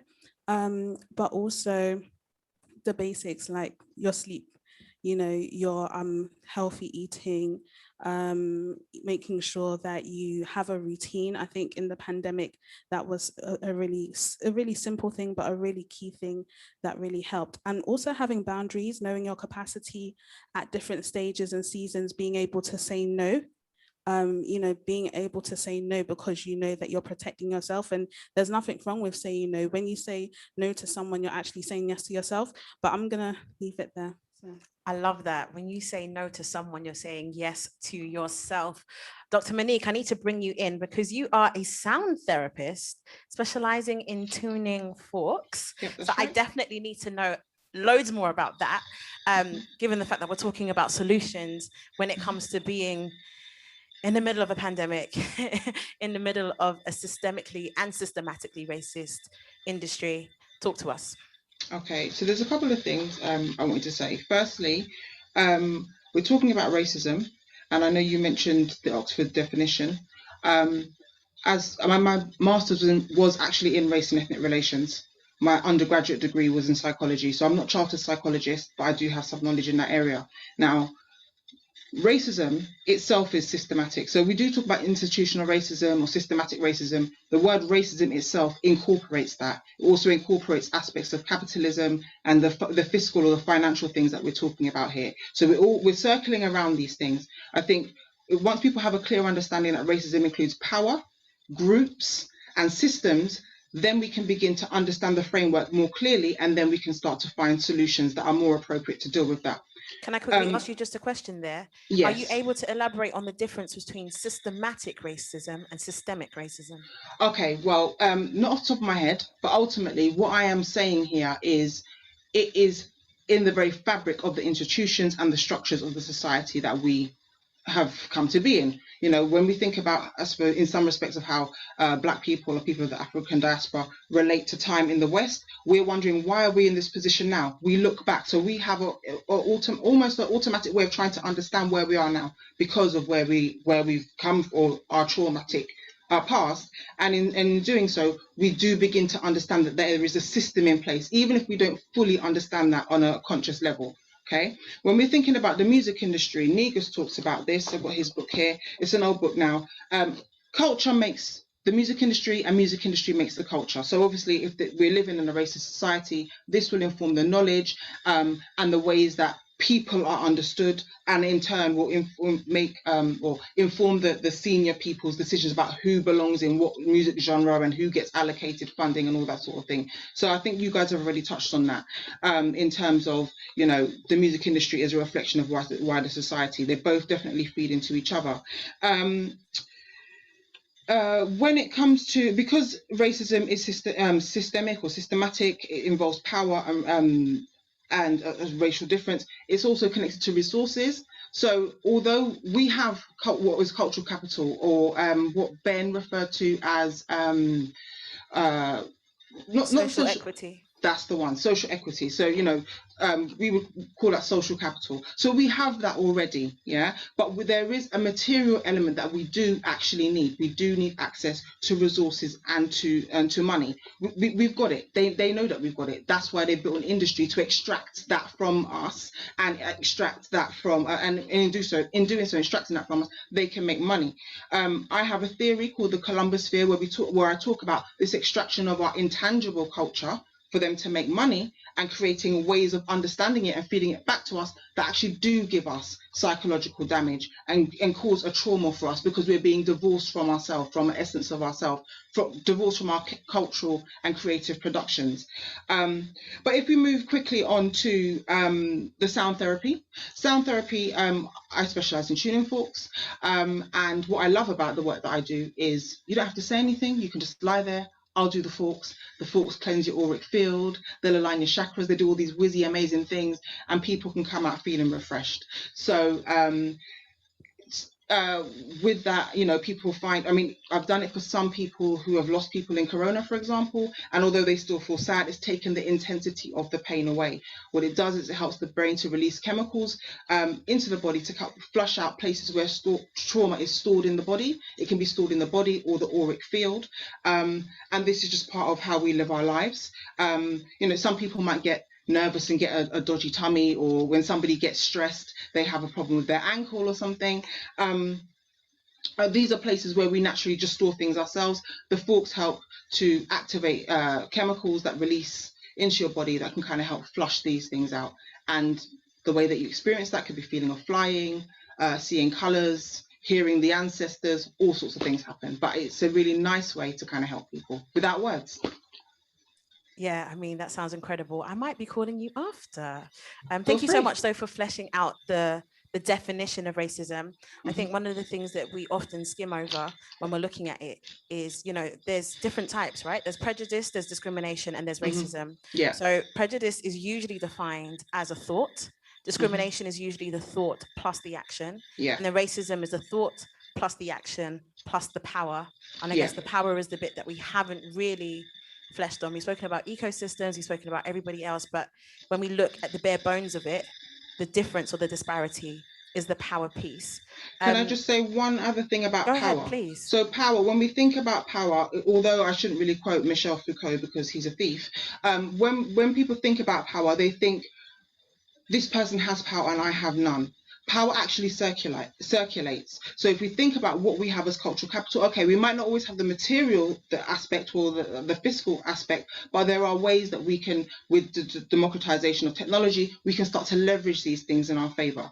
With the internet coming up alongside grime, which came about through which I kind of released or put out in my research, you know, the industry, they want to make money. That's the ultimate goal. You know, we were making music before Negro spirituals, wherever. We were doing this, right? The industry comes along. If we move to the US, you know, they've got race records. They want to try and get in and make money. Yeah. So we've been doing it. The internet and these other distribution, like Kwame said, has enabled us to find other ways of doing it. The industry, all the EDI, all this stuff is about legal protection. You know, you don't want to get sued, don't want to get into any kind of sticky situations, right? Come on. And so what it is we have the tools that we need, at least in terms of cultural capital. We might have to be a bit, you know, bootstrap and be innovative in terms of how we can finance it, because the material aspect is what has been continually stolen from us, which has also led to psychological and trauma and all that sort of stuff as well. But ultimately, I think what I'm trying to say here is the industry are aware, the industry are aware that there is a power dynamic. They know how to play their part to keep, I suppose, people engaged. And it's with grime, they built themselves up on their own terms. Some went into the industry in the late noughties, didn't really like it and decided to get out and do their own thing. I don't even know if I've got a complete direction, but we do have the cultural capital or the social equity. We do have these things, and it is about working together, but it's about all of us playing our part. So whilst we're here, you know, you guys are on the ground, you guys are the practitioners, the people that are in the boardrooms and doing all this. I'm just here to try and maybe give a broader overview to kind of maybe help to kind of shape or sharpen how you plan to do. So we've all got a role to play. I think I'll just stop there. No, and I mean, I could listen to you for hours. The knowledge that you're spilling, yeah, it's needed. Ben wanted to jump in. Go ahead. I think it's really important that when we discuss, I think it's really important that we deal with fact, and whilst we have some theories, that those theories have to be backed up with data and fact. You know, when we put together Power Up, we put together 8 different steering committees. We spoke to around 100 different people that work in the industry, Black people that work in the industry, so that we could deal with intersectionality and we could look at different areas of issues that are affecting Black people in the industry. So if you're a female, if you're LGBTQI+, or, you know, what if you had a disability, whatever it was, we wanted to make sure that we were representing for everyone. And one of the things that came out through that was about social capital, cultural capital, and the lack thereof. And that was one of the things that came through every single focus group that we had. And what that was there was a real lack of opportunity and of knowledge of who was in the industry, how to access people in the industry, and the successes of other Black people in the industry. And that, because there was that disconnect, that meant that there was a lack of social capital. So on the one hand, I fully understand what you're saying, that, you know, we have that. Yes, we do to a degree, but in practice, in the actual business, it is still not there. And that's why we need to create these networks so that people do know that, you know what, Kwame's been here in the game, I don't know, 30 plus years, and he's had these successes, and now he's sitting on this board, and that's someone that needs to be visible. That, you know, I was listening to the Keith Harris Did You Know podcast earlier, and, you know, someone like Keith Harris that's run Motown, that's managed Stevie Wonder, people like Mickey D that had numerous #1 Black artists and paved the way for many of the Black A&Rs that you see before. If you're not aware of those people and you can't connect with those people and you can't get the knowledge from those people, that's where we're missing our social capital. Because I can call Kwame, but you know what? That person over there might not be able to. And we have to create those networks to give us the social capital in order to do that. Can I just say something, Grace? I just wanted to, is it all right if I just want to Please interject. say something that actually just pulls some of this together. I think what's really interesting about this, and it's what we've always really have said, and that is that there is an important understanding here. And that is that, you know, we've, Amo and I and others around the UK Diversity Task Force have had this conversation, that the music industry, in terms of us, is uniquely positioned in order to illustrate one paradigm in a very, very clear way that other industries potentially don't. And that is that we effectively have been product ourselves. Not that we make the product, that's one thing, that we make the music, but we, as, you know, in terms of occupying that performance space, occupying the artist space, have been able to generate that capital for the industry. So we talk about cultural capital. I think it's important to understand that it's not just in itself that it exists in isolation, but it exists within a paradigm, which is capitalism. Mm-hmm. So when we start talking about capitalism and what capitalism is about, having that deeper understanding of what that means then creates our ability to be able to see exactly where the power actually lies. Pyro, I always quote this as a great rap group from I think from Colombia in the States, always say, we have become masters in allowing the masters to control the masters to our rhymes. You know, in fact, that's what we have spent time doing. And that's why I think that it was important for us when we started to talk about ownership just prior to the break, to start thinking about this paradigm of cultural capital and how it's owned. Because the research, for example, that I'm doing is about that point at which the transition of ownership actually happens. And that's in the contracting process. So for example, if we think about major labels when they sign artists, I'm beginning now, and will be revealed very soon, some shocking stuff that builds on the Revelation BMG chose to make just in around December. This stuff goes so deep. When we start to look, and my mind was blown even the other week when I saw some old contracts from some, we will be naming people, trust me. But in terms of the fact that the differential between the prices or the amounts paid by way of advance, the the net receipts figures that are quoted in the contracts, and how that is different for different people, forgetting even talking about publishing, which is where we're talking about ownership of the material. In those contracts, we begin to see really what they understand, and I'm talking about the capitalists that sit at the top of the industry, understand by the value of our cultural capital and how we effectively drive the industry, and reason why we need to be in the boardrooms to make these decisions that allows us to be able to benefit from that. And that cuts to the whole question about power and control and who actually really has power. One of the really important things for everybody to understand is that the prominence of Black artists around the world, the Jay-Z's, the Beyoncé's, and what have you, belies or basically eliminates one truth.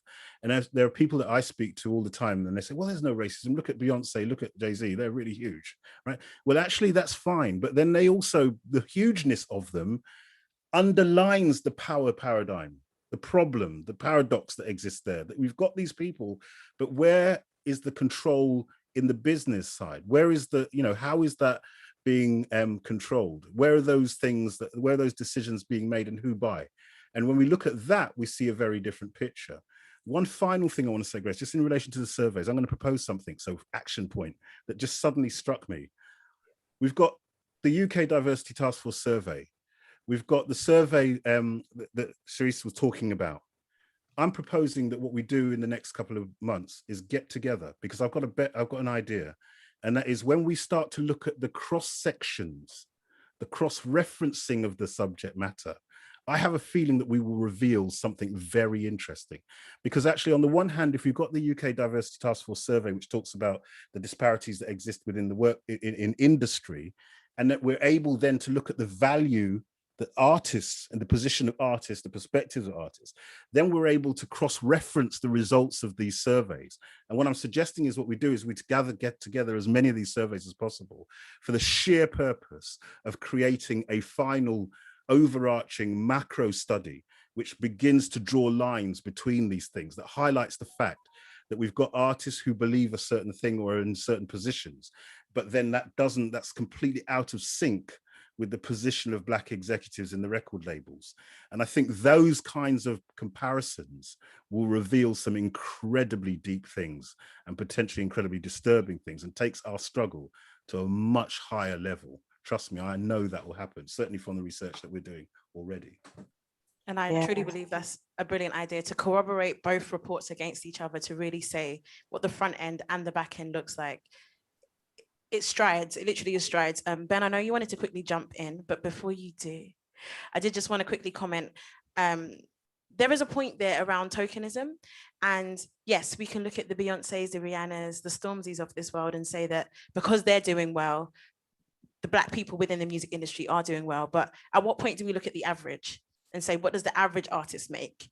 How does the average exec get promoted? Ben, to you.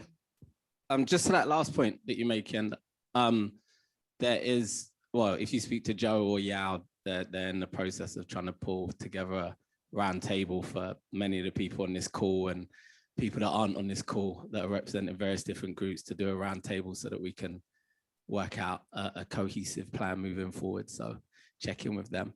But outside of that, it was, with regards to social capital, I just wanted to be clear that when I'm talking about social capital, I'm talking about the ability to access people that can help to move you forward, that the ability to access people with knowledge and resources that can help to elevate you and move you to another level. That's what I'm talking about. I'm not talking about our cultural capital and the fact that, our music and the music that we've made is valuable and that we're strong and all of that. I'm talking about the fact that it's about moving people up and being able, in the same way that, you might have a white executive that brings in his nephew and makes him, in fact, you know, you can talk Yeah. about, I said I listened to the Keith Harris podcast earlier. He talks about the fact that he was running Motown and that he was moved out of the job to bring in a white executive that didn't know as much as him and was asked to support him because that white executive had Yeah. a relationship. Very So common. that's what I'm referring to. Very cool. And sorry, I just want to make sure that everyone on the panel gets a chance to speak. Michelle, you've been quite quiet. I can see you nodding. We've been speaking about knowledge and access. Give us a little story about your experience, especially early in the game. And yeah, let us know whether everything that we've been speaking about in theory was a reality for you. Let us know.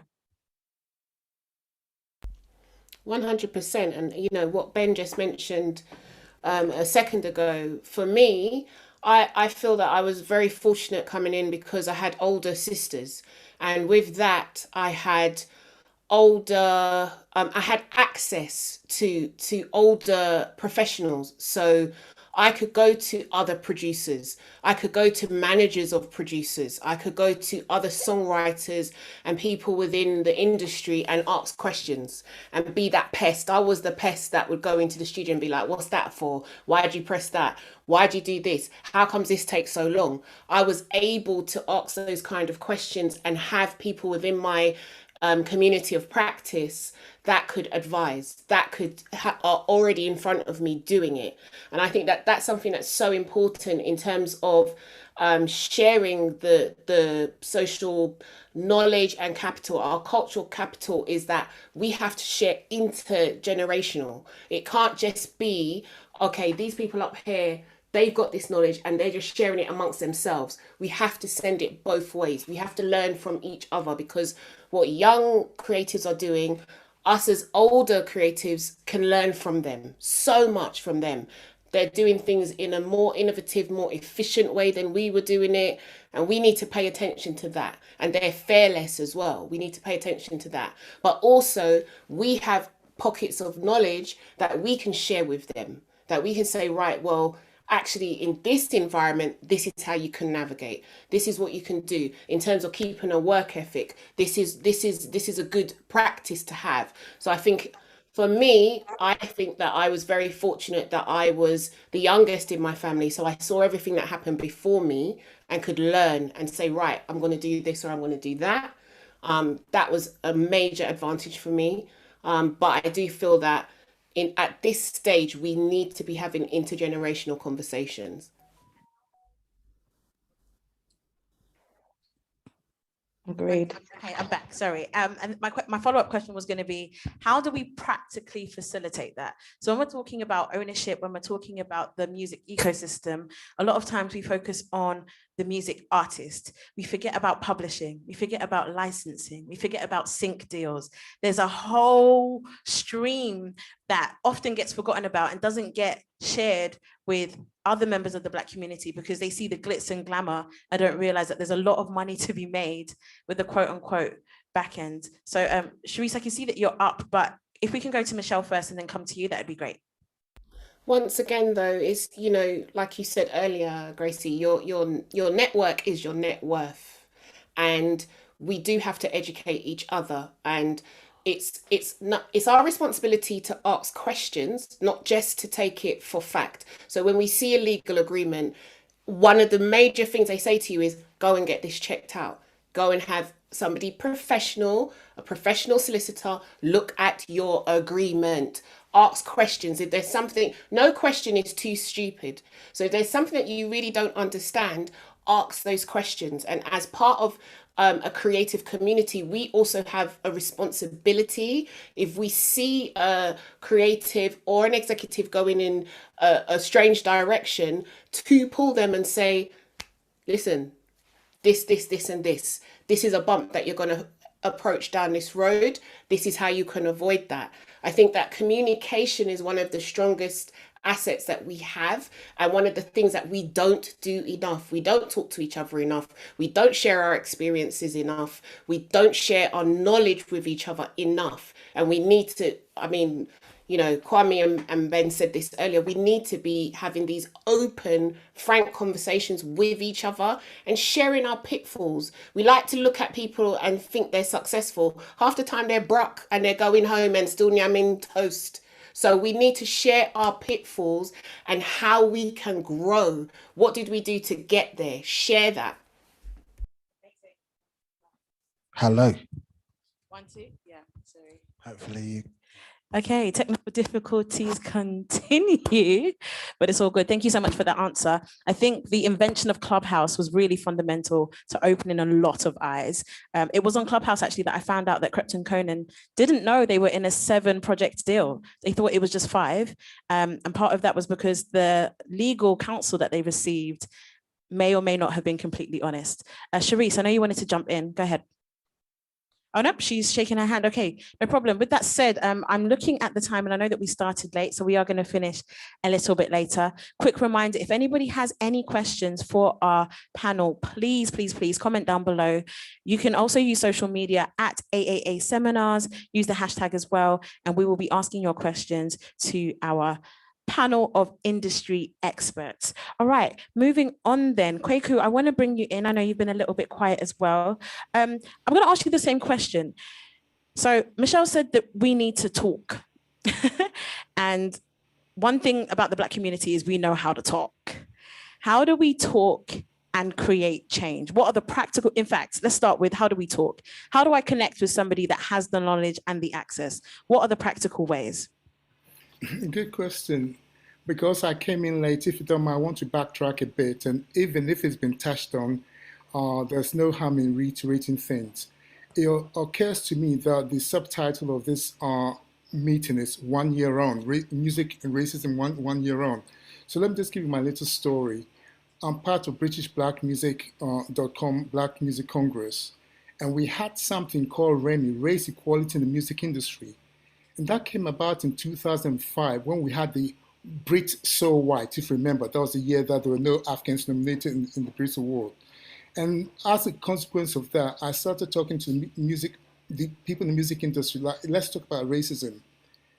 There was a lot of enthusiasm, and I was talking to senior executives who were interested in doing things, but I think we're not really ready to engage with what I call the elephant in the room, racism. So Remy didn't go very far, and I'm glad he didn't. But last year, after the death of George Floyd, I said, and then we had those black squares.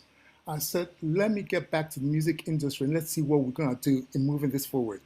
I looked at UK music, and I looked at they have 10 constituent organizations.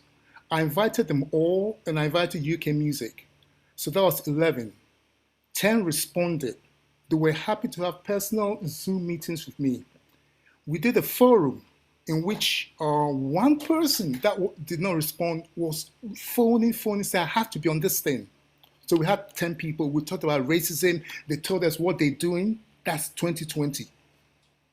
I said I was going to convene a meeting 1 year on to see where we're at. But you know something? I looked at what's going on. I said, why does it fall upon me? This does not put food on my table. Why should I be running after them to convene a meeting at my expense for them to tell me what they're doing? But nevertheless, we decided to do an event. So I just go, it's a mouthful, so let me just remember. It's called British History, Black Music, Racism, and the Music Industry, 1507 to 2020. So we're looking at the history of Black music in Britain, Africans, and the engagement with racism over 500 years. So I decided to create a space in which these organizations who had a good relationship with me, they were happy to talk, should come and tell us what they're doing. The response has not been great. What that tells me is that 2020 was a moment. People were jumping. I'm telling you, someone who was phoning, being proactive and wanting to engage with it. 2 days ago, I was on a Zoom meeting and I said, I know of Power Up.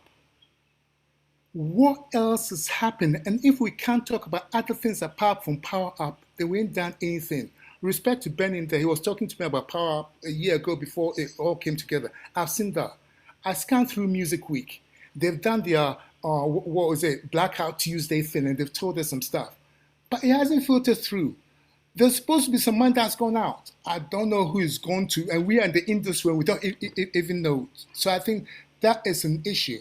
But what the essence of what I'm saying here is now, I do not think there's that enthusiasm to engage with racism as it was last year.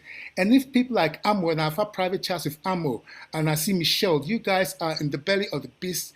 If you guys are not able to rattle it and say, look, we're talking about racism, systemic racism, nothing ain't gonna change. We've seen we all have been here for a while. We've seen organizations come and go. And if you don't make your mark now, the tide will change, things change. So please ask me the question. Let me quickly answer that last question. I've done my pitch. No, but please, I want to answer the question you asked me. So can you please ask the question quickly, Grace? Oh, your microphone. It's me. Yeah. It's user error. My bad. Sorry. Go ahead. The question was, how do we practically access the people with the knowledge? Okay. It's all about networking. In fact, we're in the middle of what we call British Black Music Month. That's been going since 2006, where each year we put on programs. How did I come into this business? I was in the business, but I was interested in education, so I got into education. I've been in Westminster City University. I've done all the formal education stuff, but I decided to do a community thing. So our programs have got an education perspective. For example, this year, Musicians Union are doing something with us. We always do copyright at City University. We're not doing everything on Zoom. So there are different networks. So right now, I'm just plugging mine, which is British Black Music Month, where you can meet people. People can tell you what is going on. The last thing I'll say, I was on this reggae thing, and they said, I don't know about you. I said, how can you be in a sector if you don't network? It's not really the fault of that organization to some extent. You've got to do your research. Artists have got to be proactive about their careers. Long are the days when a record company signed you and they did pretty much everything for you. Artists have now got to be proactive. So if you tell you don't know about something, the internet is there. So I'm saying how to. Please go on the internet. Mr. Google is very great at giving you connections. Go Google. You see what Ben is doing. You see what Kwame is doing or has done. And yeah, respect. So let me plug bbm.eventbrite.com. You find all our events. bbm.eventbrite.com. We always put a networking aspect to our things. There's always a Q&A. For example, June 10th, is sounding off. That's a forum for people to talk about everything. There's no agenda. What is the issues in the music business? I don't want people to moan. What are some of the solutions? So that's the forum we're creating. Like I said, everything on Zoom, so it's now accessible. So please, Mr. Google is your answer if you don't know. Amazing, Mr. Google. Used to be Ask Jeeves, right? Now we've got Mr. Google. That's great. All right. As we wrap up, I do want to come to Amo. I feel like we've spoken a lot about what we can do as a system. We've spoken about unity. We've spoken about ownership. We've spoken about looking at your contracts. I do want to ask, let's talk about pay and conditions, Amo. We know that there's a disparity. What was UK Music's official response to the report that came out? And how do we practically stand up to getting paid less than our counterparts who may or may not be as qualified? We presented the findings. Sometimes if we don't have a legal binding contract with a particular employer, we can't do much. We can't tell people what to pay women or people of color or Black people or Bengalis. We just don't do that. What we can do is highlight the problem. And that's what we did. And then what we can do is say, these are a number of solutions that you could, and actions that you can take to mitigate this issue here, but this is an issue. And that's what we've done. We can't tell, I don't think anybody in this Zoom can tell record labels, publishing houses, companies that have got shareholders to change their CEO salary. What you can do is highlight the problem, highlight some solutions, wrap it around with forensic data, with some accountability, and say, look, you're losing out. And that's what we did ultimately. And people know, I don't think people didn't know about women getting paid less or didn't know about minority communities getting paid less. They just chose, there was a conscious bias to ignore it. So we talk a lot about unconscious. This was conscious, and what we need to do is get to the belly of the beast, which is if we look at truth, fairness, equity, all the things that we care about, we will collectively move the dial, but we need to do it really fast. We don't want to be here in 5 years' time or 10 years' time, and that's why we have to have really smart targets. And as everybody said, you know, we need to collaborate, but sometimes we need to bash people over the heads as well. Can I ask something? Go ahead, please.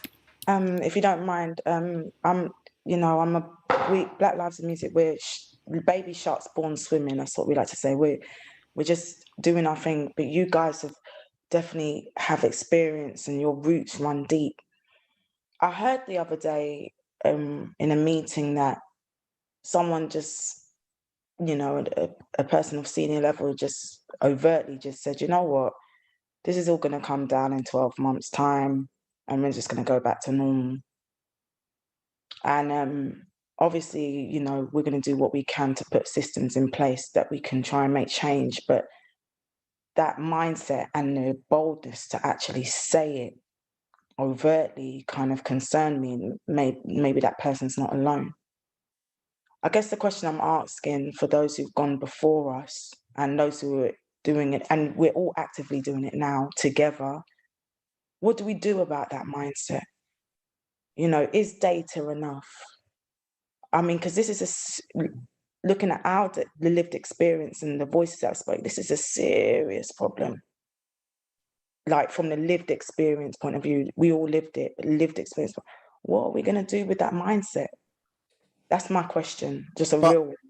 I do think, Sharice, that something that you said earlier, it is really rings true here. All the data in the world is great, but people and their action, and this is, going to sound controversial for me because people always say I'm Kofi Annan, but kicking off is actually, it works. And we need to keep kicking off. And I know having that energy, it can be draining. It can be draining. It is draining. What am I saying? It is draining. But the simple truth is it is true. If you look at, would I have been invited to sit on the Brits Diversity Committee, or as it's called now, the EJAG, which is Equality Justice Advisory Group, right? Would I have been able to sit there unless, people raised it? And we do have a very powerful weapon in social media, and we are good at it. We are good at mobilizing, and we need to keep kicking off because it is definitely a medium that people take notice of, and not just there, but in other ways as well. There are plenty of other ways in which we can kick off. But yeah, I think kicking off is cool. I think that's definitely one thing to do. I like a bit of that, but I think also it's just offering up solutions. Yeah, you know what I mean? Absolutely. Like I think when part of the problem that we've had as Black people in the past is we've been very loud in saying what the problem is, whilst not necessarily coming with the solution. I know that we shouldn't necessarily have to have the solutions, but sometimes, we have to do the things that aren't necessarily what we should be doing in order to move forward. And if we can come together and we can kind of say, okay, here's some solutions, and we keep moving forward, and it's not reliant on whether they get involved. Look, let me tell you, doing Power Up, there are organizations that we've approached to get involved. I'd still love the major labels to get involved. There's still many organizations that haven't got involved in Power Up that have been approached and aren't there yet. However, that doesn't mean that I'm like, if you're not involved. It means that I'm going to keep knocking on that door. And if they don't let me in the door, like I said, I'll come through the window, but we're going to get there eventually, no matter how long that takes. And we continue to move Power Up forward, irrespective of whether they got involved or not. And I think that's the key. I think it's having solutions which take place regardless of whether the so-called powers that be say you can or you can't. I don't care whether you tell me if you can, I can or I can't. I'm going to do it. And that's almost the mindset that we have to have. But it's a circle. So education, kickoff, solutions, network. Education, kickoff, solutions, network. And in terms of education, I think it's really important that we highlight some places as well before we leave. So we've said, get into your networks, but you have the Ultimate Seminar and Creating Vision, you have the MMF, you have She Said So, you have Girls Irate, you have Power Up, you have, pardon? Cat's Mother. Cat's Mother. Like I said earlier, AIM has now launched a platform where it's a free platform for you to use if you're independent. And I'd like to stress this, because I heard a lot about trying to sign to labels. We're in an age where you can be independent. We're in an age where, if you want to put your stuff out, you can. There's nothing wrong with going to a major. There's nothing wrong with being independent. It's about having the knowledge to make the right decisions to move you forward and utilize the ownership of the masters or the publishing or whatever your creative is, having that ownership over it and making sure you're doing the right deal for you. And that might mean going to a major, that might mean being independent, but that the whole point of that platform that AIM has created is to give everybody access to the information to make the right decision. And I think it's really important that people know that resource is out there so that they can make those decisions, and that they are aware of all these other organizations, because a lot of people know where to get the latest Jordans. But you know what? That's cool. And I like Jordans, but it's about making sure that you can get the information so that you can grow your business, sustain your business, so that you can go out, make the money to go and buy those Jordans. And that's what it's all about. With that said, we have officially come to the end of the panel. We do have 2 more performances as well. There were tons of questions that we weren't able to get through from the audience, but you've heard it already. Access, knowledge, go directly to these guys, find them on LinkedIn, Instagram, and connect. Before we do wrap up though, bear with me. I have one question for everyone. Please keep your answer to 1 sentence. How do we move this from a moment to a movement? How do we move this from a movement from a moment to a movement? Francesca, 1 sentence, please. Less than 30 seconds if you can. Conversation and strategy and education. Conversation, strategy, education. Ben. It already is a movement. The work that Black Lives in Music are doing is amazing. The work that the BMC are doing is amazing. Power Up, Ammo is doing it, UK Music, BBM, like all of this stuff is a movement. And I think it's important that we remember that it's a movement and it's already happening. We're already doing it, and we don't minimize the work that's being done. This sentence has a lot of commas. Thank you, sir. Sorry, I got a big mouth. That was a Ghanaian sentence. My father. I want to talk about, anyway, okay. So I would say, from a moment to a movement. Here we go. Education. You know what I'm going to say, right? So I'm going to say education, data, network, kickoff, all over again, Amazing. Yeah. Thank you so much. Let's come to you on our digital panel. Michelle, we can see you, so please go first. Yeah, education, not being scared to speak up. That's a big one. Not being scared to speak up and pulling others through and advocating for others as well. If you know somebody's got a talent, someone's got a skill, speak up, talk them up, bring them through. And what else? Networking and consistency, not leaving the conversation because, they're not talking about it no more. Bring it back. Rewind, come again. Yeah. Just like Artful Dodger, rewind. Sharice, over to you. Mine is just unity in the sense of we're all come together and, we come in one accord, to be honest with you. When I look at the protests, that was a picture of unity. And that's how we need to be in an industry, just unified. Unity, I love it. Kwaku? We are working in silos, let's find common grounds for unity where it works. So last thing I'll say, some people want us to work together, but you've got to go into their camp. They never come into anybody's camp, and that is an issue. So it's still working in silos.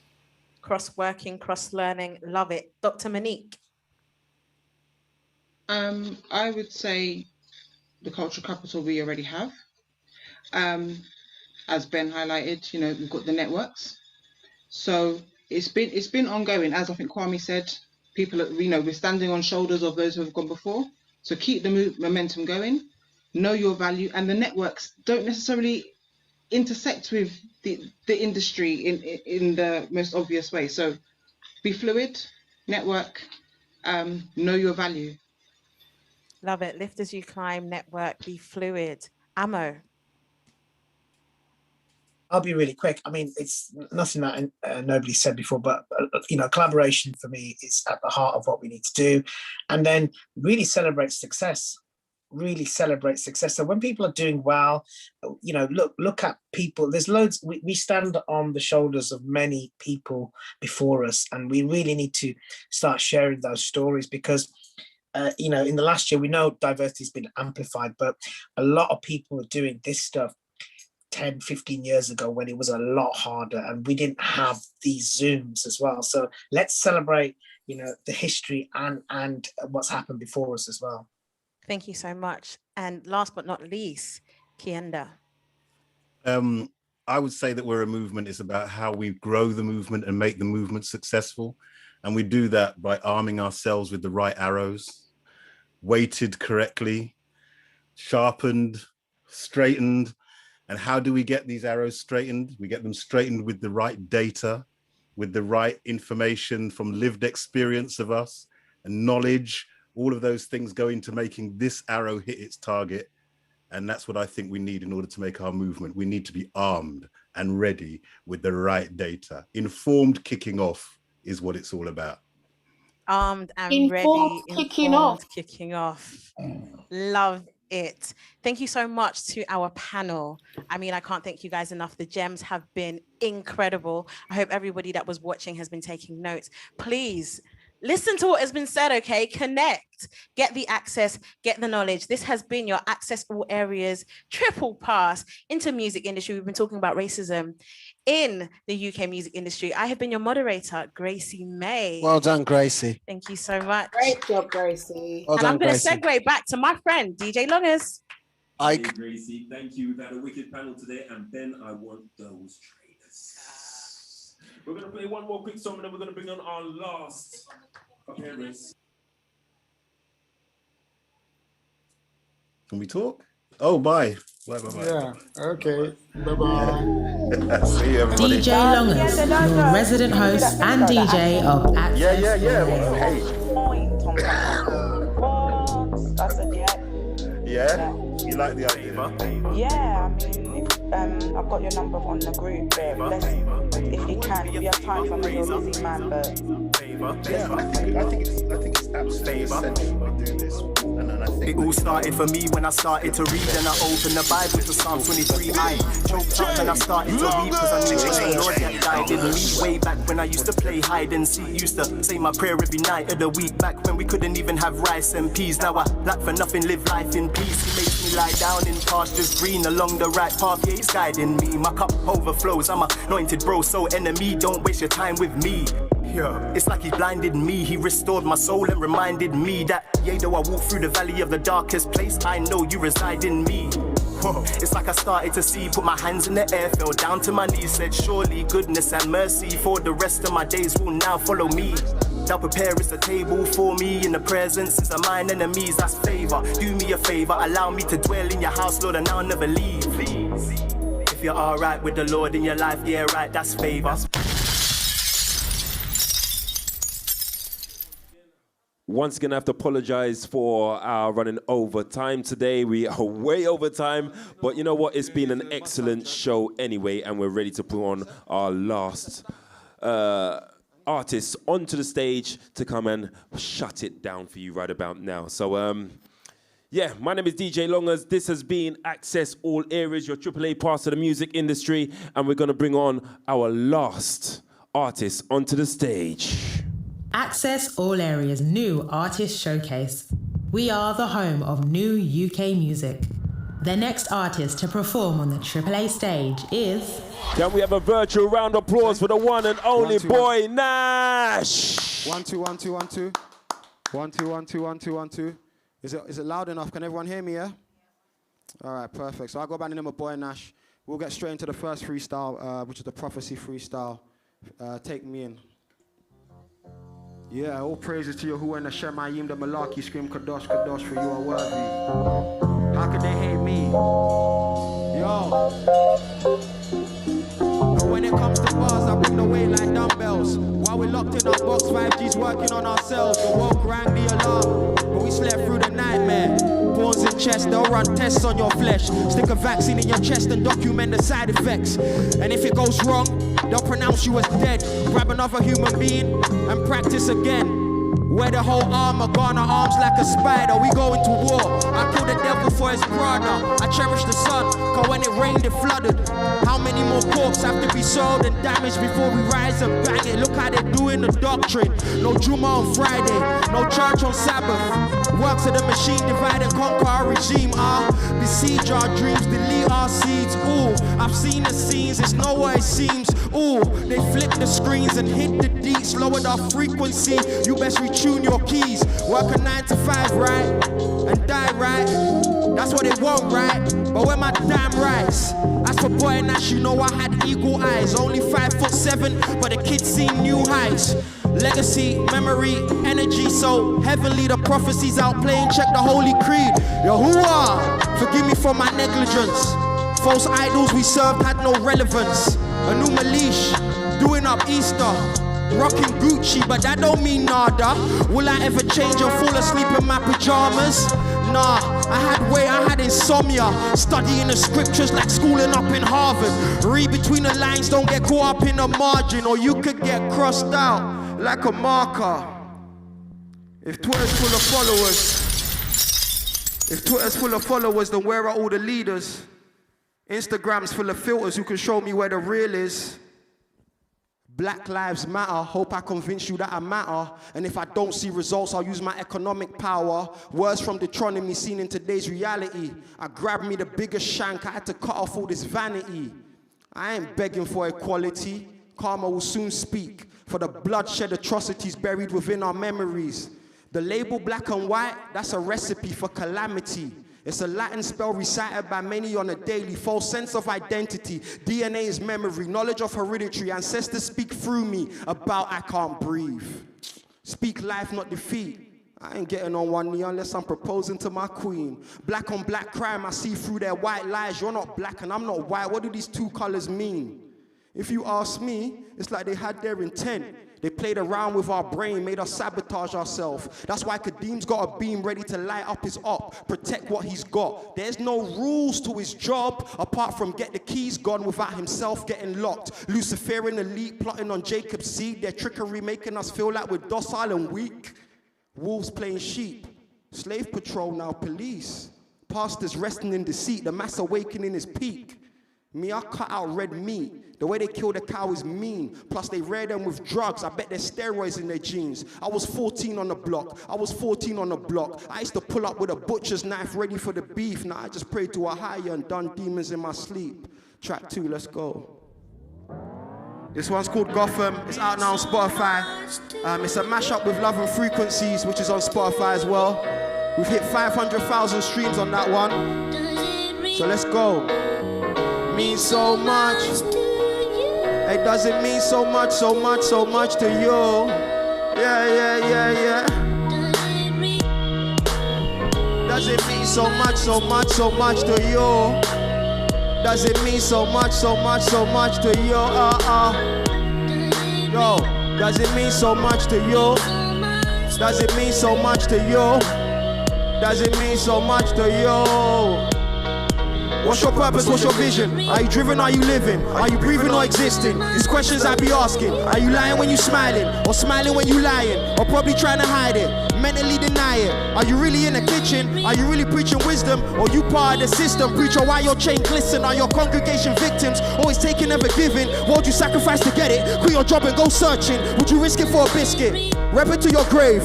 Are you real? Are you fake? You got heart like you say? Are you scared? Are you brave? Would you say it to my face? I knew I was great. I could feel it in my veins. Hand of God's on my lane. Take your decoy away. This is young MLK and I'm paving a new way. Starting a new day. Bringing a new wave. My style is too much. I'm killing them all day. These brothers see that we poppin'. These brothers think that we poppin'. They don't know what it's costing. They don't know what it's costing. Grinding in Gotham. Man, I was out here in Gotham. Doing it often. Man, I was doing it often. These brothers think that I'm poppin'. But you don't know what it cost me.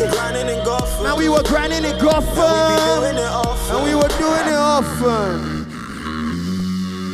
The Malaki scream Kadosh, Kadosh, for you are worthy. Let's go.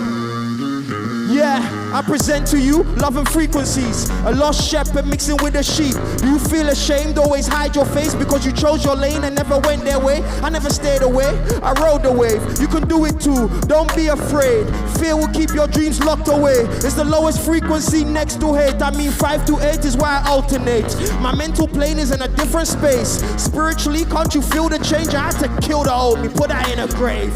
More time, my habits keep us down, but we be out here screaming, brothers, hey. Yo, look inside. All we need is change. Walk by faith and not by sight. Impossible spells are impossible. On 5 to 8, burdens and obstacles are torchlights navigating our route to our final terminal. Enjoy the pilgrimage. Yeah. Journey. I'm vibrating on a higher. I said skr, I'm in a. I mean, we all got eyes, but we don't see the same. We don't see the same. I'm vibrating on a skr, I'm in a. We all got eyes, but we don't see the same. This is for my mother, man, I love you dearly. One day I'll repay you for providing daily. When they turn their back, you never turned yours. One thing I know is that your love is pure. God's love, that agape touch. No matter how I strayed, he still brought me back. Everlasting presence reigns in my flesh. They gon' feel Yeshua in every verse I pen. Lust living in my brain, fam. I never bone hoes, but I love to flirt. Should have ignored the flesh like Napoleon said, instead of playing queens in this game of chess. Old brethren had to flip them off, cause their frequency was on a jealous style. My sixth sense helps me detect a threat. I can't be around energy that's off or dead. Nah. Walk by faith and not by sight. Hallelujah. Impossible spells are impossible. On 5 to 8, burdens and obstacles are torchlights navigating our route to our final terminal. Yeah. Enjoy the pilgrimage. 1, 2, let's go. Safe journey. I'm vibrating on a higher plane. Skr, I'm in a. We all got eyes, but we don't see the same. We don't see the same. I'm vibrating on a higher plane. Skr, I'm in a. Yeah, we all got eyes, but we don't see the same. We don't see the same. I'm vibrating on a higher plane. I'm vibrating on a higher plane. Skr, I'm in a different lane. Skr, I'm in a different lane. I'm in a whole different lane. We all got eyes, but we don't see the same. We don't see the same. We don't see the same. We don't see the same. No, we don't. There's more to life than what meets the eye. I'm Boy Nash. Thank you for having me. Peace.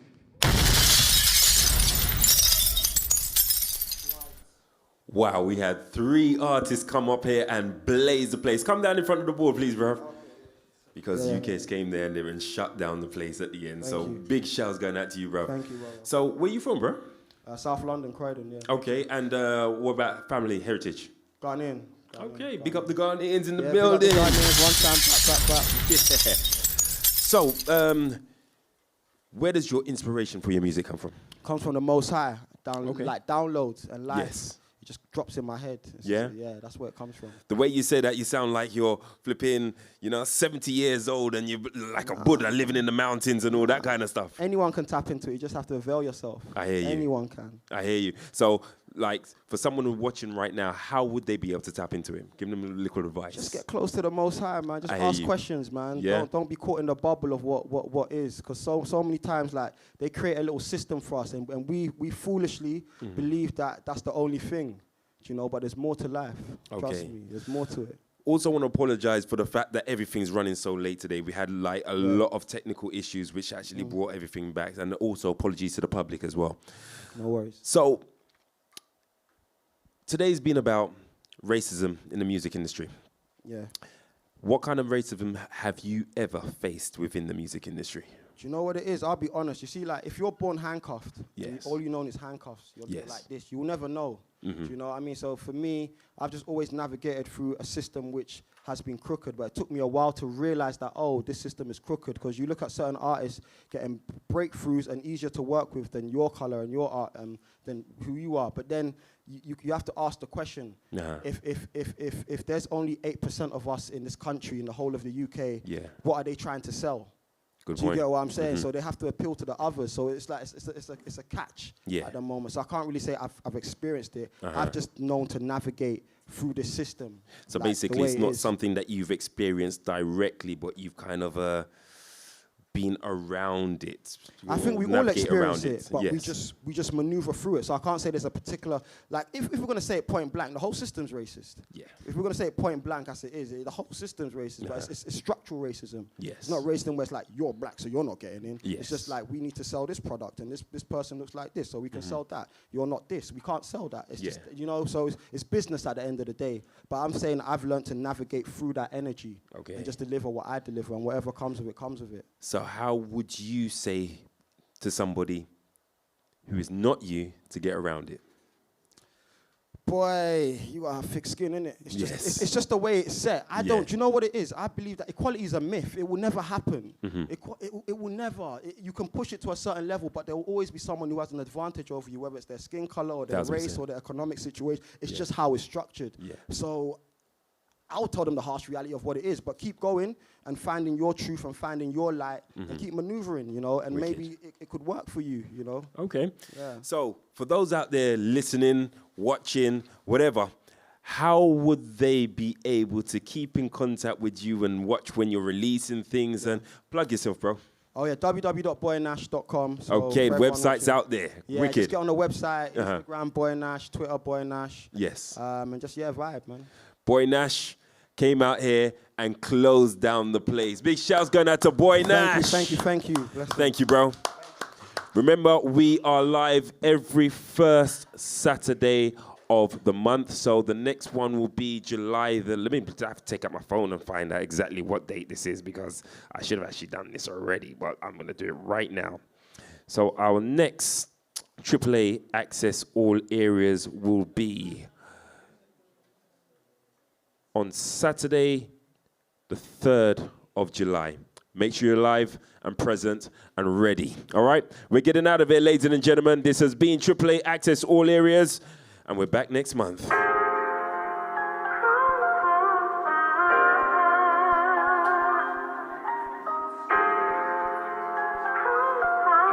Skywalker made it. T-Supremo. Aye, Tanana, Mr. Tanana, huh? Tinini, that's Tinini,